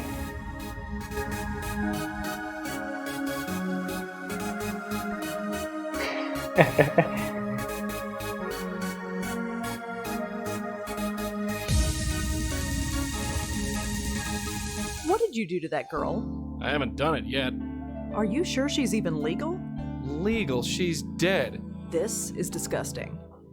Nice. I love these dialogues. Are you seriously going in there to... I mean, can you even? You know? I don't know. It's never come up before. And the portraits as well. That's disgusting. Look, believe it or not, I do have a small modicum of class. I'll do what I gotta do. No more and no less. If you say so, Joey, but don't think I won't go in there. I won't want to, but I will. Alright. I just think there's a part of him that's sort of very amused by it. It's like, what are you talking about? She's a ghost. Like, when do you care? Are you sure she's even legal? This is disgusting. We're talking about underage children and necrophilia. It's cool. It's cool. Hi, Elaine? It's me again. Rosangela! How can I help you? I imagine she's drunk. Rosangela! With your book. It's so good to hear from you. Call me Elaine. Okay. Joey first. You came. I told you I would. It's so cold in here. I don't think I've ever been so cold. Look at me, I'm freezing. Of course, darling. If you're absolutely sure. Of course I'm sure. I've never been so... I feel so good when I'm around you. I feel like myself. Does that make any sense? Not what Gavin told me. Gavin? He's full of crap. I was just a bit lost. Just what did he do? Look at you, so chivalrous. He told me I was dying. Maybe he was right. No, he said I had to stop studying and start living. But after meeting you, I remember. Only you can judge that. I had my family. I had a few friends. Things were good. Stupid, huh? You're far from home. Sure, that's obvious now. It's like I couldn't think straight. Even right up until the end, The end of what? Please, darling. It's so cold.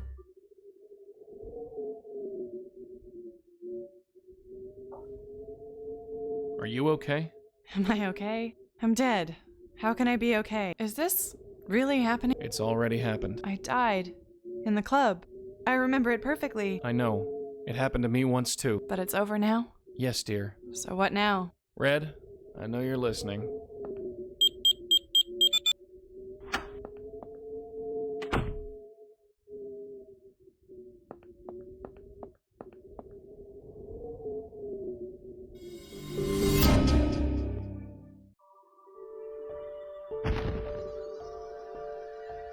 She trips, Jamie. falls Yeah. down, It's and just slides so on the much floor. to take in. I know. So what now? Just... I don't know what happens after, but... So this is it? I'm really dead.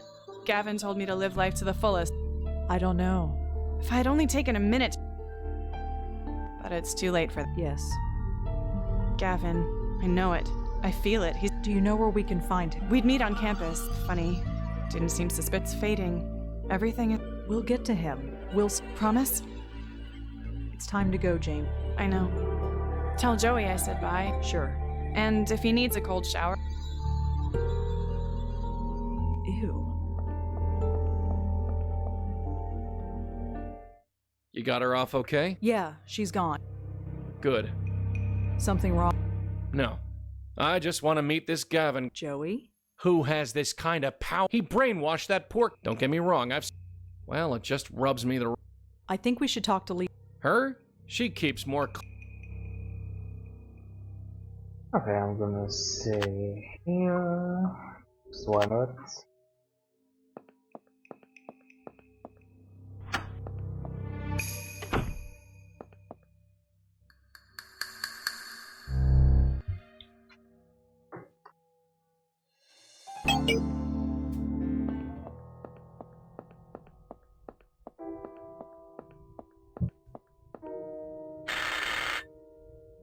Yes. Hi, Lisa?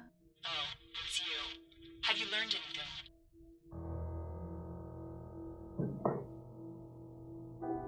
Jamie dead. I learned something about Jamie. She's dead too. Lisa, do you know something? I don't know anything. Don't come back unless you know. I've learned something about Gav. You have? Can I come in? Yes. And she spent all her time. Her body was found in a dumpster. Poor girl. She spent her whole life doing what was expected of her, but the girl was paralyzed. And you gave her answers? She was so determined to fail. So you sent her to Gavin? Yes, I did. Her and the other one. How many others? I never saw them again. I could tell myself I wasn't doing any harm, but... Why did you do it, Lisa? Was it money? Did Gavin... No, it's part of the deal. So it's a racket. Does that mean there are others like you?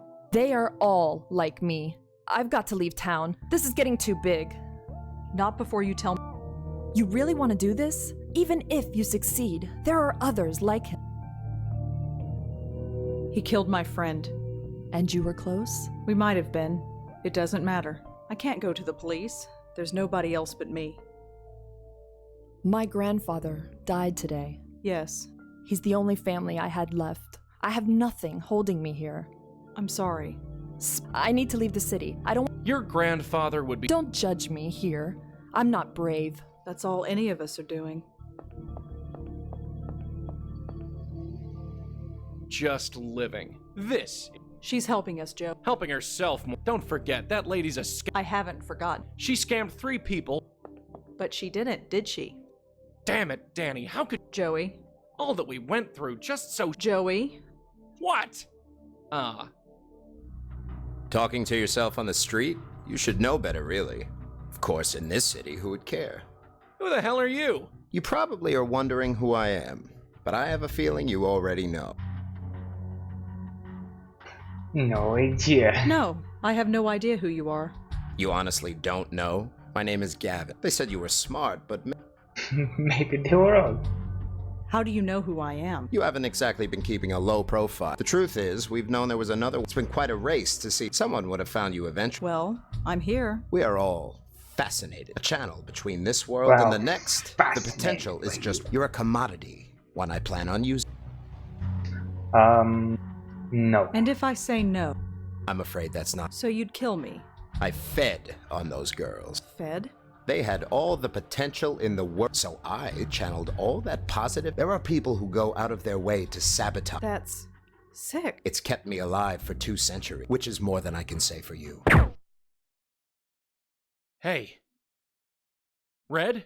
Spirit guide. You're damn right I'm... She's not dead. It's just... You don't know how lucky you... It's a shame we can't get to know each other.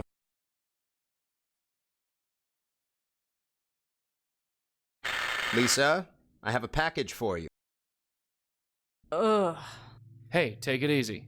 Ugh, I can't move. You got hit with a knockout drug. You're tired. Don't worry, I'll get us out. Somehow. The end of the game, I guess the third final act, I don't know what you'd call it, I went through so many redesigns I can't even begin to count. I had a lot of trouble coming up with an ending. At first, it took place at Gavin's lavish penthouse apartment downtown, where you would go to confront him and he would attack you and subdue Rosa there. And I didn't like that idea. I just felt like, why would you be going there? Why wouldn't you just call the police when you go? You know, that makes no sense. So then I went through several other ideas and eventually hinged on the idea of having it take place at Lisa's house. Originally, Lisa's place was just that one room where you first meet her with the crystal ball and everything. Then I expanded the rest of her house, the living room, the hallway, and this closet. And then the ending kind of forged its way from there. Grab a hold of this again. This is potentially very dirty. Grab a hold of my phantom penis. All right. You doing all right? Sure, Joey, just great. Just relax and keep calm. We'll find a way.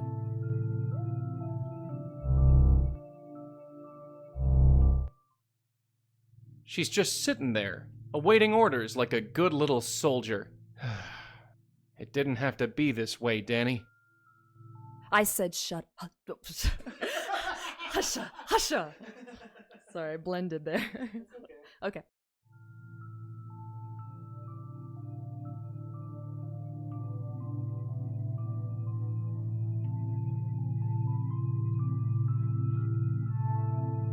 Looks like Gavin is using Lisa's phone. I think I can just get close enough. And you are absolutely sure this is the bestower? Must we go over this again? If she is, you are welcome to her. I'm not mistaken. Then I hope you are correct. I told you, everything... Just be discreet. I've lasted this long. And what about Miss Tenzin? Can you be sure of her look? I'm not sure, to be honest. Then you understand what has to be... I understand. Take care of it once the bestower is in custody. I'll see to it personal. Then I leave it all in your hands. Are we done? Must I go over this another time? No, I think we're done. Goodbye, then. What is he waiting for?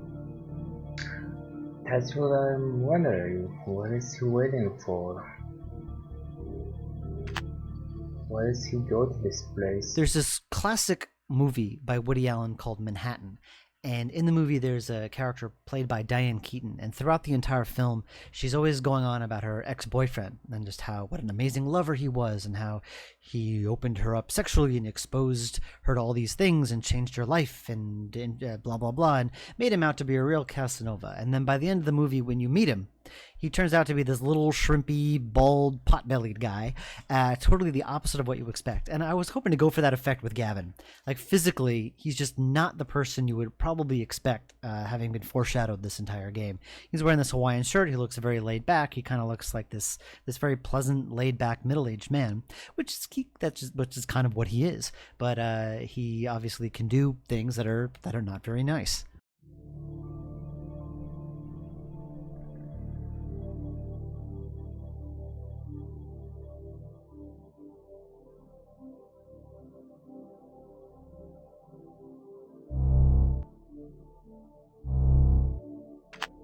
Hello? Hello? Shut up. Lisa? I said shut up.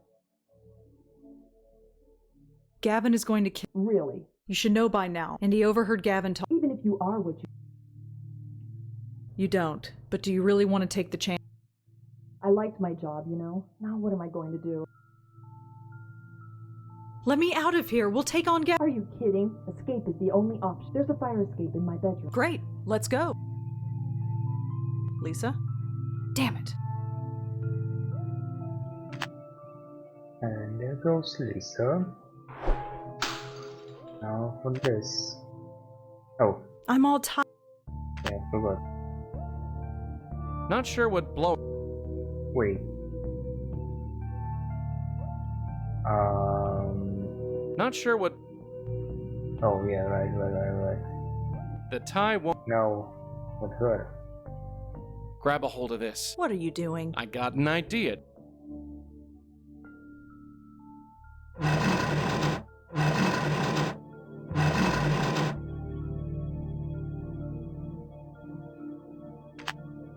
Got it. Use it. Ugh, this is tougher than it almost. Fine. Nice going. Now let's see about get. Hi. Hey there. Because I would like to hear this. I'll just get back in the closet. No, please don't. I thought we could have a chat. I really don't want to use this again, but I need time to decide. You can either pass the time, your choice. Shoot me. Go ahead. Shoot me. Do you really want me to do that? Fine. Let's talk. Well, wonderful. Have a seat. So, game. Another bestower. After all this time, you have given us quite the runaround. And Jeremy, what about him? Yes, I do regret that. Normally, I would just refuse to talk to. We all have to answer to some. Where is Lisa? And don't tell me you don't know. Some people just can't ignore their basic instincts. Not that I can relate. What exactly do you... I know that you are a rarity, a link to the next world that is mysterious. Maybe. Bestower? It's what we used to call your kind a long time ago. I prefer medium. Suit yourself. Personally, it makes you sound like a... Years and years ago, 2003, which is, gosh, almost 10 years ago, scary, I wrote a freeware game called Bestowers of Eternity, which was kind of a distant cousin to Blackwell. It had Rosa, it briefly had Joey, and there wasn't a lot to it. That are released for free, and it was called Bestowers of Eternity. And the idea is that that's what Rosa was, that she bestowed eternity on lost spirits, and that's why Gavin calls her a bestower. So this is kind of the reference to my bygone innocent freeware days. Why should I believe a word? You insist on thinking of me as a murderer. If I tell someone to jump off a bridge and they do it, it is if you eat them after. They would have died anyway. You believe that? I've been alive a long time. Did you kill her? She was trying to escape. That isn't allowed. I see. She didn't. I have nothing more to say. Amicable silence it is, then.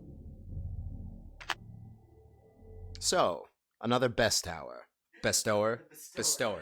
Crap. Best hour. I was like, is that the last name? Oh my god. No. Bestower.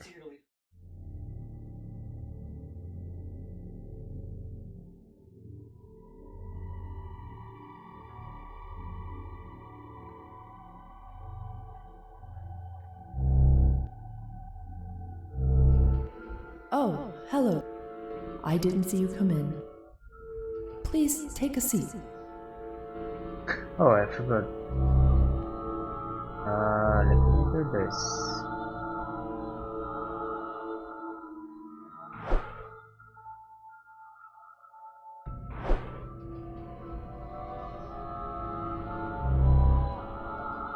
Alright, ready to take a seat. Lisa? Is that you? Or yes, I am Mr. Tenzin. Please, take a seat.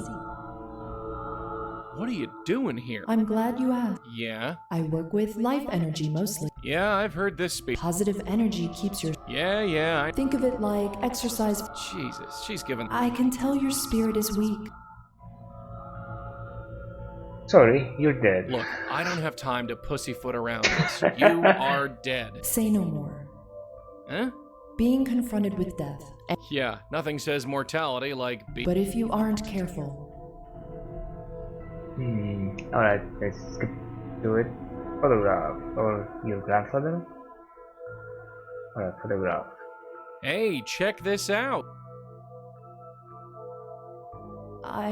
Don't play dumb with me now. That shouldn't be in here. How did this get in here? Doesn't matter. We're talking about... He's dead. He was a weak man. You made him weak? Wow, that's a big accusation. If anything made him weak, it was having family like you. He was always weak. And what makes you say that? He told my mother and me stories. He told us about a man he once knew. A man who died to save my Really? It ate away at him. It tore his heart apart till the day he died. That's... Every day. Told you what? That we weren't good enough. My grandfather spent his whole life feeling... But not me. Oh no. Life is too short for...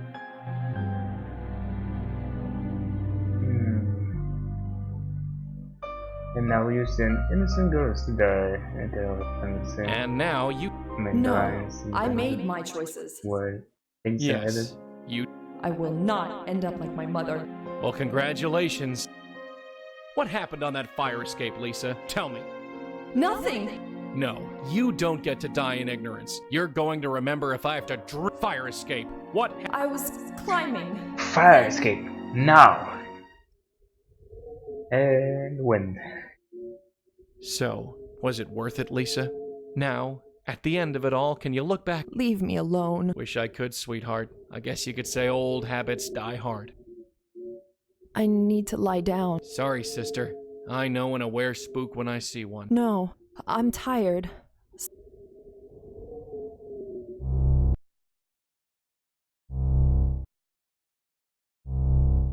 Red? What are you doing? Where's Gavin? I handled it. He won't be a problem. You handled it. Is that so surprising? Yeah, frankly. Red? What happened? Huh? Hey? What the hell, Red? Joey, you missed it. I did. Yeah, bully for you. No, Joey. You don't get... I didn't fall. I always fall through that door, but it's all about mental control. When I first designed the first Blackwell game, when it was first in my head, I was actually on a bus coming back from Cardiff, Wales to London, of all places. And I was thinking of the Blackwell series. And the first thing I had in my head was the whole tie thing, how she would pull the tie and then fall into this void. And it gave me a chuckle, especially the first time I saw it actually happen. I just love seeing Rosa fall through that portal. I just thought it was amusing. But 3 games in, it's starting to get old. Actually, it's 4 games in if you count Lauren. Lauren fell through as well. And I was thinking, like, should she keep falling through that door?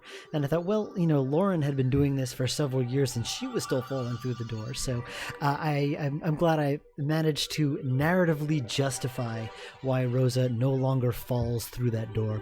Because it was kind of cute, but it was also getting kind of old. So she no longer will fall through the door. She'll just walk through normally. Gavin was right. Gavin? This is my own choice. I don't believe that for a kid. Stop and think. Gavin slipped you a mental No. I've got a life, Joey. I can't stay in the shadow of a... Just what exactly are you... Goodbye, Joey. Hey, get back here. Huh? Alright.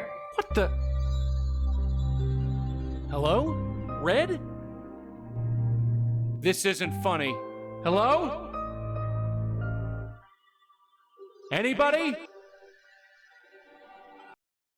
So, is it done? Oh yeah, it's done. You were right. I don't... Free? Yeah. He was holding you back. Why don't you take a seat? All that time... Is this the thanks act? This wasn't how it was supposed to be. Eh? Is there someone there? Somewhere else? Originally, we had an ending that diverged a little bit from this point. Originally, Lisa went right upstairs and confronted Gavin and actually defeated him, and she basically confronted him, yanked his ghost out of his body, and then Rosa pulled them both into the void, and that was the end of the game. And it was not a very satisfying ending, and I knew it wasn't satisfying, but I just felt I needed to come up with something to show the beta testers, and maybe just through their discussing the ending we would get an idea. And the consensus was that Gavin was really toothless, that he didn't really pose enough of a threat. And I realized, yeah, that's right. This power of his has been foreshadowed the entire game. Why doesn't he actually use it? And so it seemed appropriate for him to use it on Rosa, and for her to completely be brainwashed by him and turn on Joey. Kind of, and there's this sense that maybe this is what she secretly wants, maybe not. But I think it works really well as an ending, because it's, first of all, it makes Gavin a lot more intimidating. It makes him a much more intimidating villain to overcome, and you actually want to take this guy down. And also, it provides some nice little character moments for both Joey and Rosa. Yep. That's why I guess you don't see Lisa's ghost in the other room when she goes. Joey follows her, but suddenly she's gone.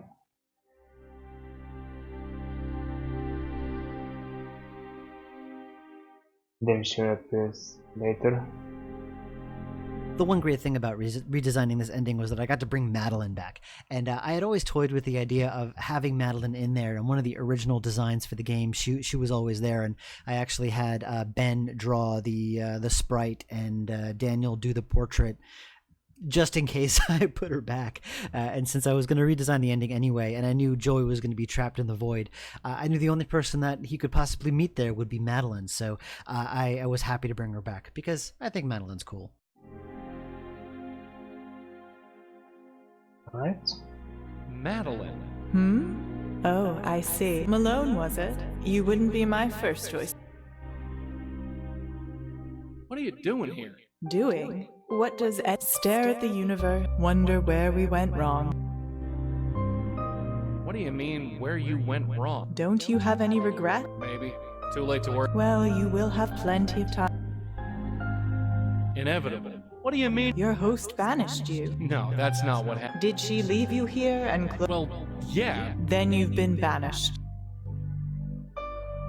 She didn't want to send me. Is that so? She wasn't in her right mind. And how are you going to do that? It's too late.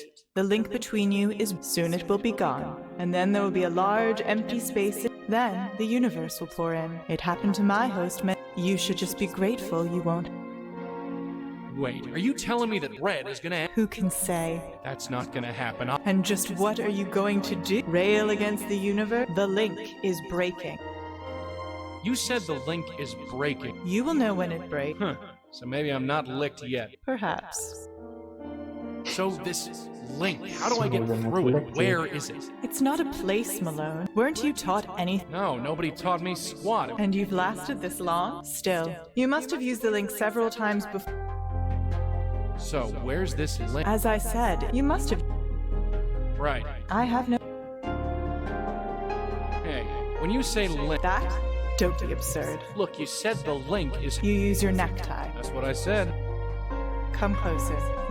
I've never seen anything like this. You created a mental projection of you. Sure, whatever.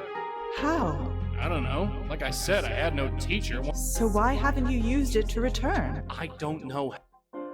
I've spent almost a century in this place. I can show you how to traverse the link, but... And why should I do that? The last time we blindly trusted you, you let... That killer ghost is what your precious... Fine, you got me over a barrel. Then take my hand. This whole thing with the tie is a little esoteric and weird, but weirdly enough, this is exactly the vision I had for it. This is the logic I had for the tie, even way back 10 years ago, 2003, 2002, when I first conceived of this whole series, is that Joey's tie was actually an extension of the link that these two share. So this might seem like a strange, spontaneous thing, but really it's been there all along. Hey. Shh. Let me concentrate.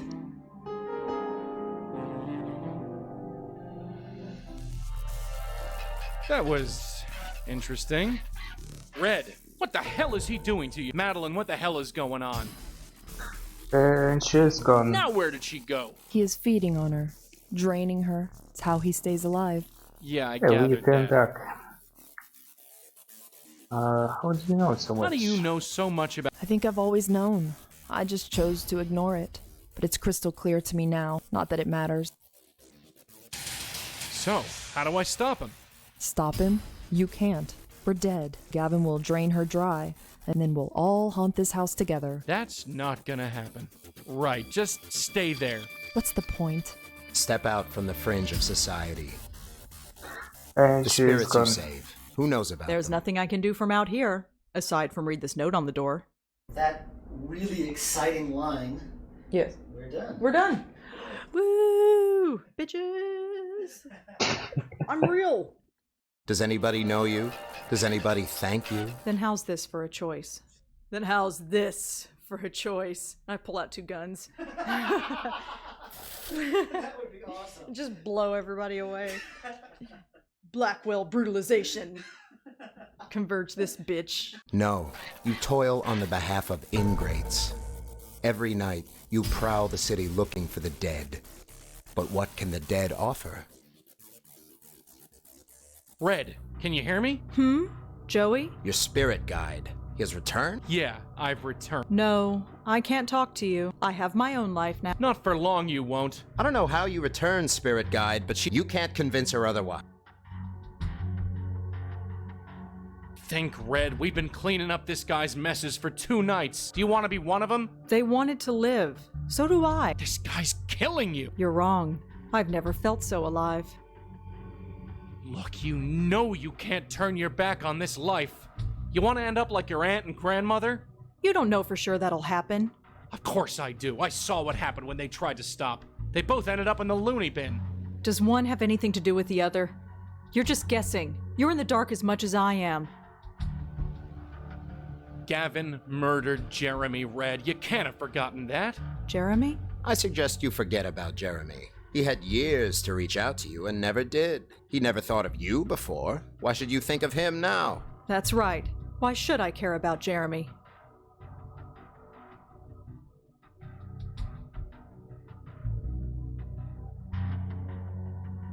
Stop listening to this moron. He wasn't there. You wouldn't have gone so out of your way if you didn't care for him.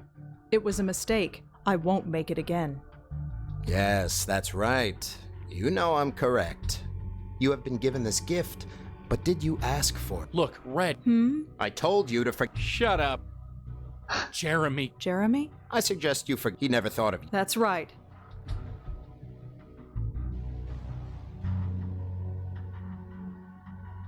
Which was the correct answer?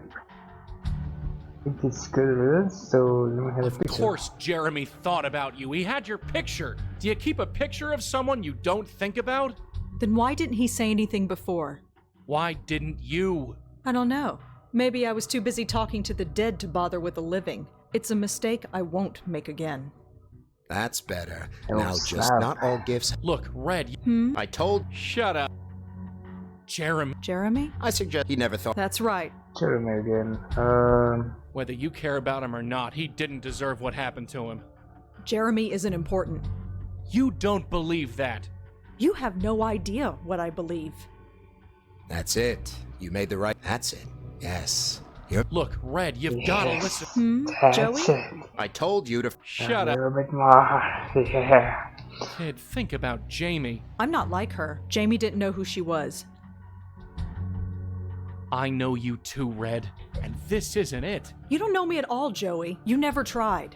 That's not true. He is dead, Rosangela, in all the ways that count. He has nothing for you now. Why don't you shut the hell up? Yes. After all, you want to live. Let me save you. I don't know how many fails I'm allowed to make. Look, Red. I told you. Shut up. Kid, think about I'm not Maybe like talk her. about this Jamie didn't know who she was. earlier. I do.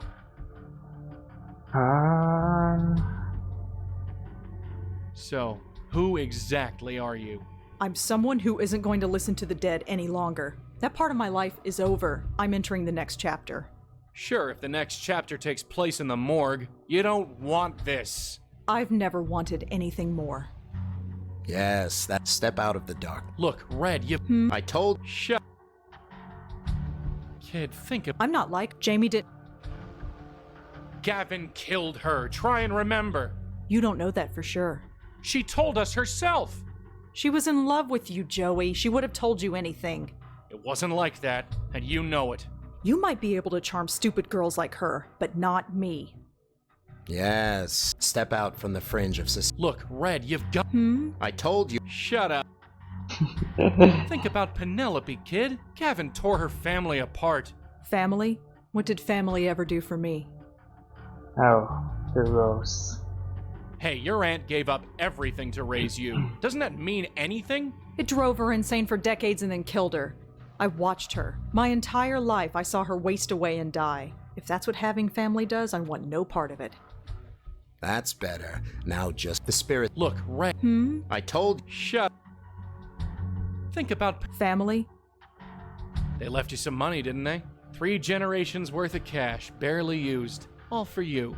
And don't think I haven't noticed you dipping into that fund since you quit your job. Money. Right. Does that make the pain go away?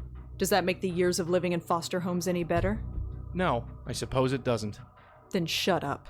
I've always known how Rosa made her money, but there was never a really good opportunity to show it because there's a bit of finagling going on there, and with every game, people wonder, well, how the heck does she earn her living? How does she live in Manhattan without a real job or whatever? Well, this is how. Now you know. Yes, Now that's you right. know. You know I'm correct.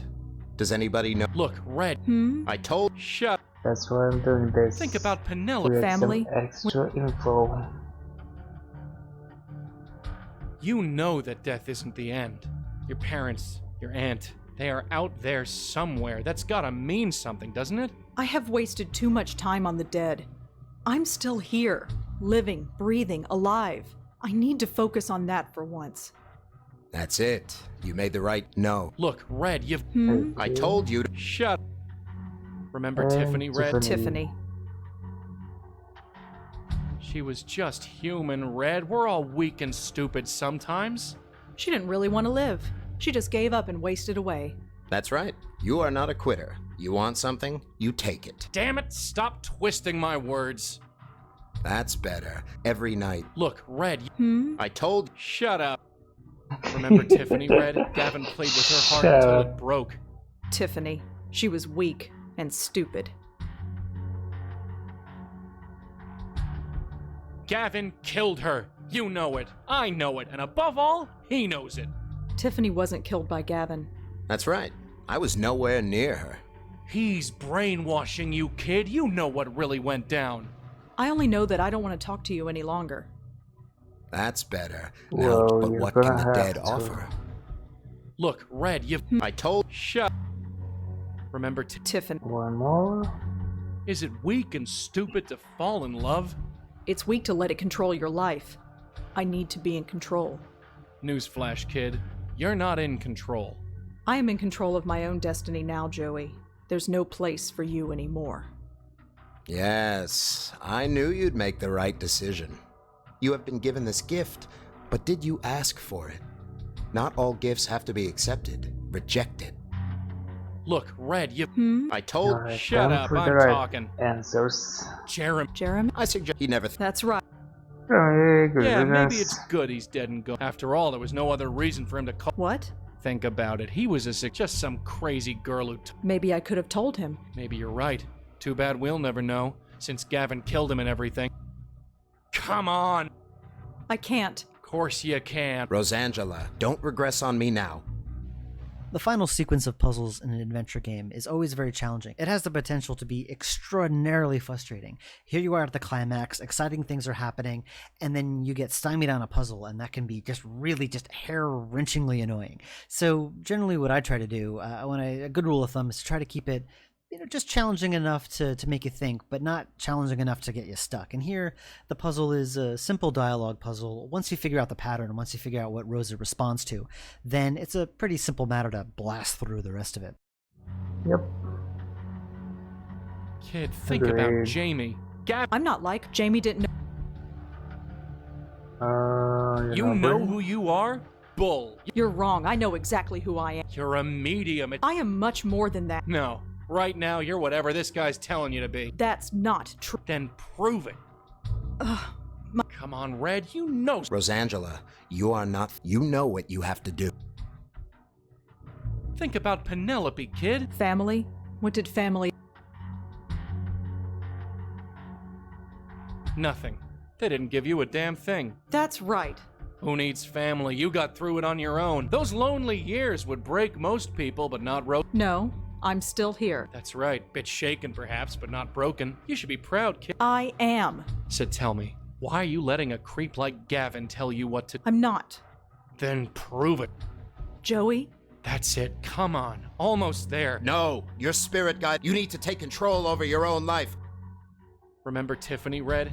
Tiffany. She was weak. You think you're any better? You're no Yes. better. Not from where I'm standing, you're not. You always think the worst of me. I do, huh? Then prove it. I am...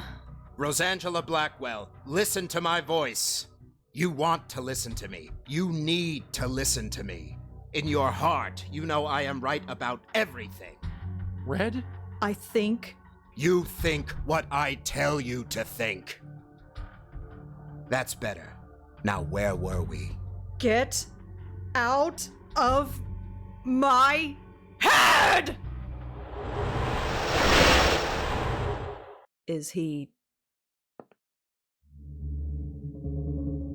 Oh, very clever. You got me when I was feeding. I might have been unprepared, but I won't be next time. Next time? I hate to break it to you, Pally, but you're dead. Dead? No. I have energy to spare. Gavin? Oh, it's you. I didn't want it to be this way. Get out of my way, Lisa. I was scared. I said get out of my way. No, I can't. It's got to mean something. Get off of me!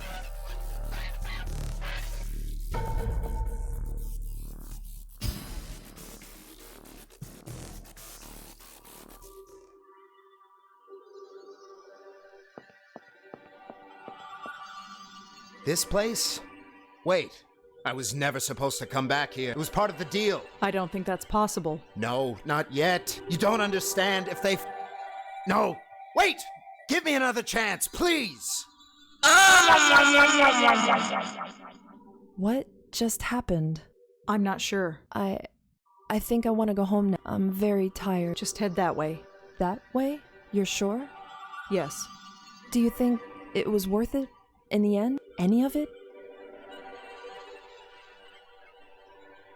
I don't know. That's not for me to decide. Well, I guess I'll have lots of time to think about it. I was so angry. I've never been so angry. And now... Go ahead, Lisa. Thank you.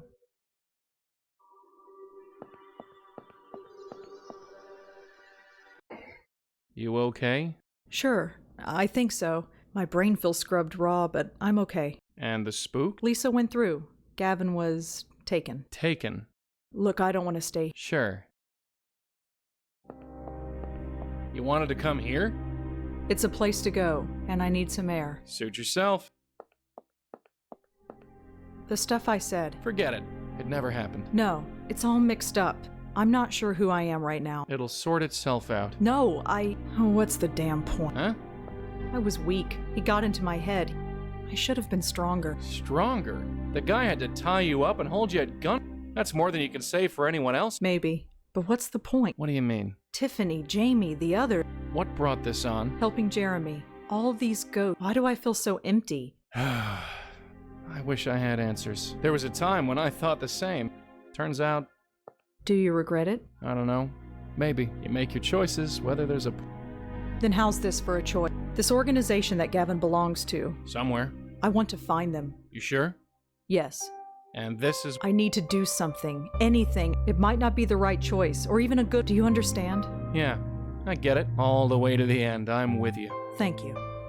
God, I could kill for a coffee. Do you think that cafe down there is open? For their sake, I hope so. Let's get out of here. After you, sweetheart.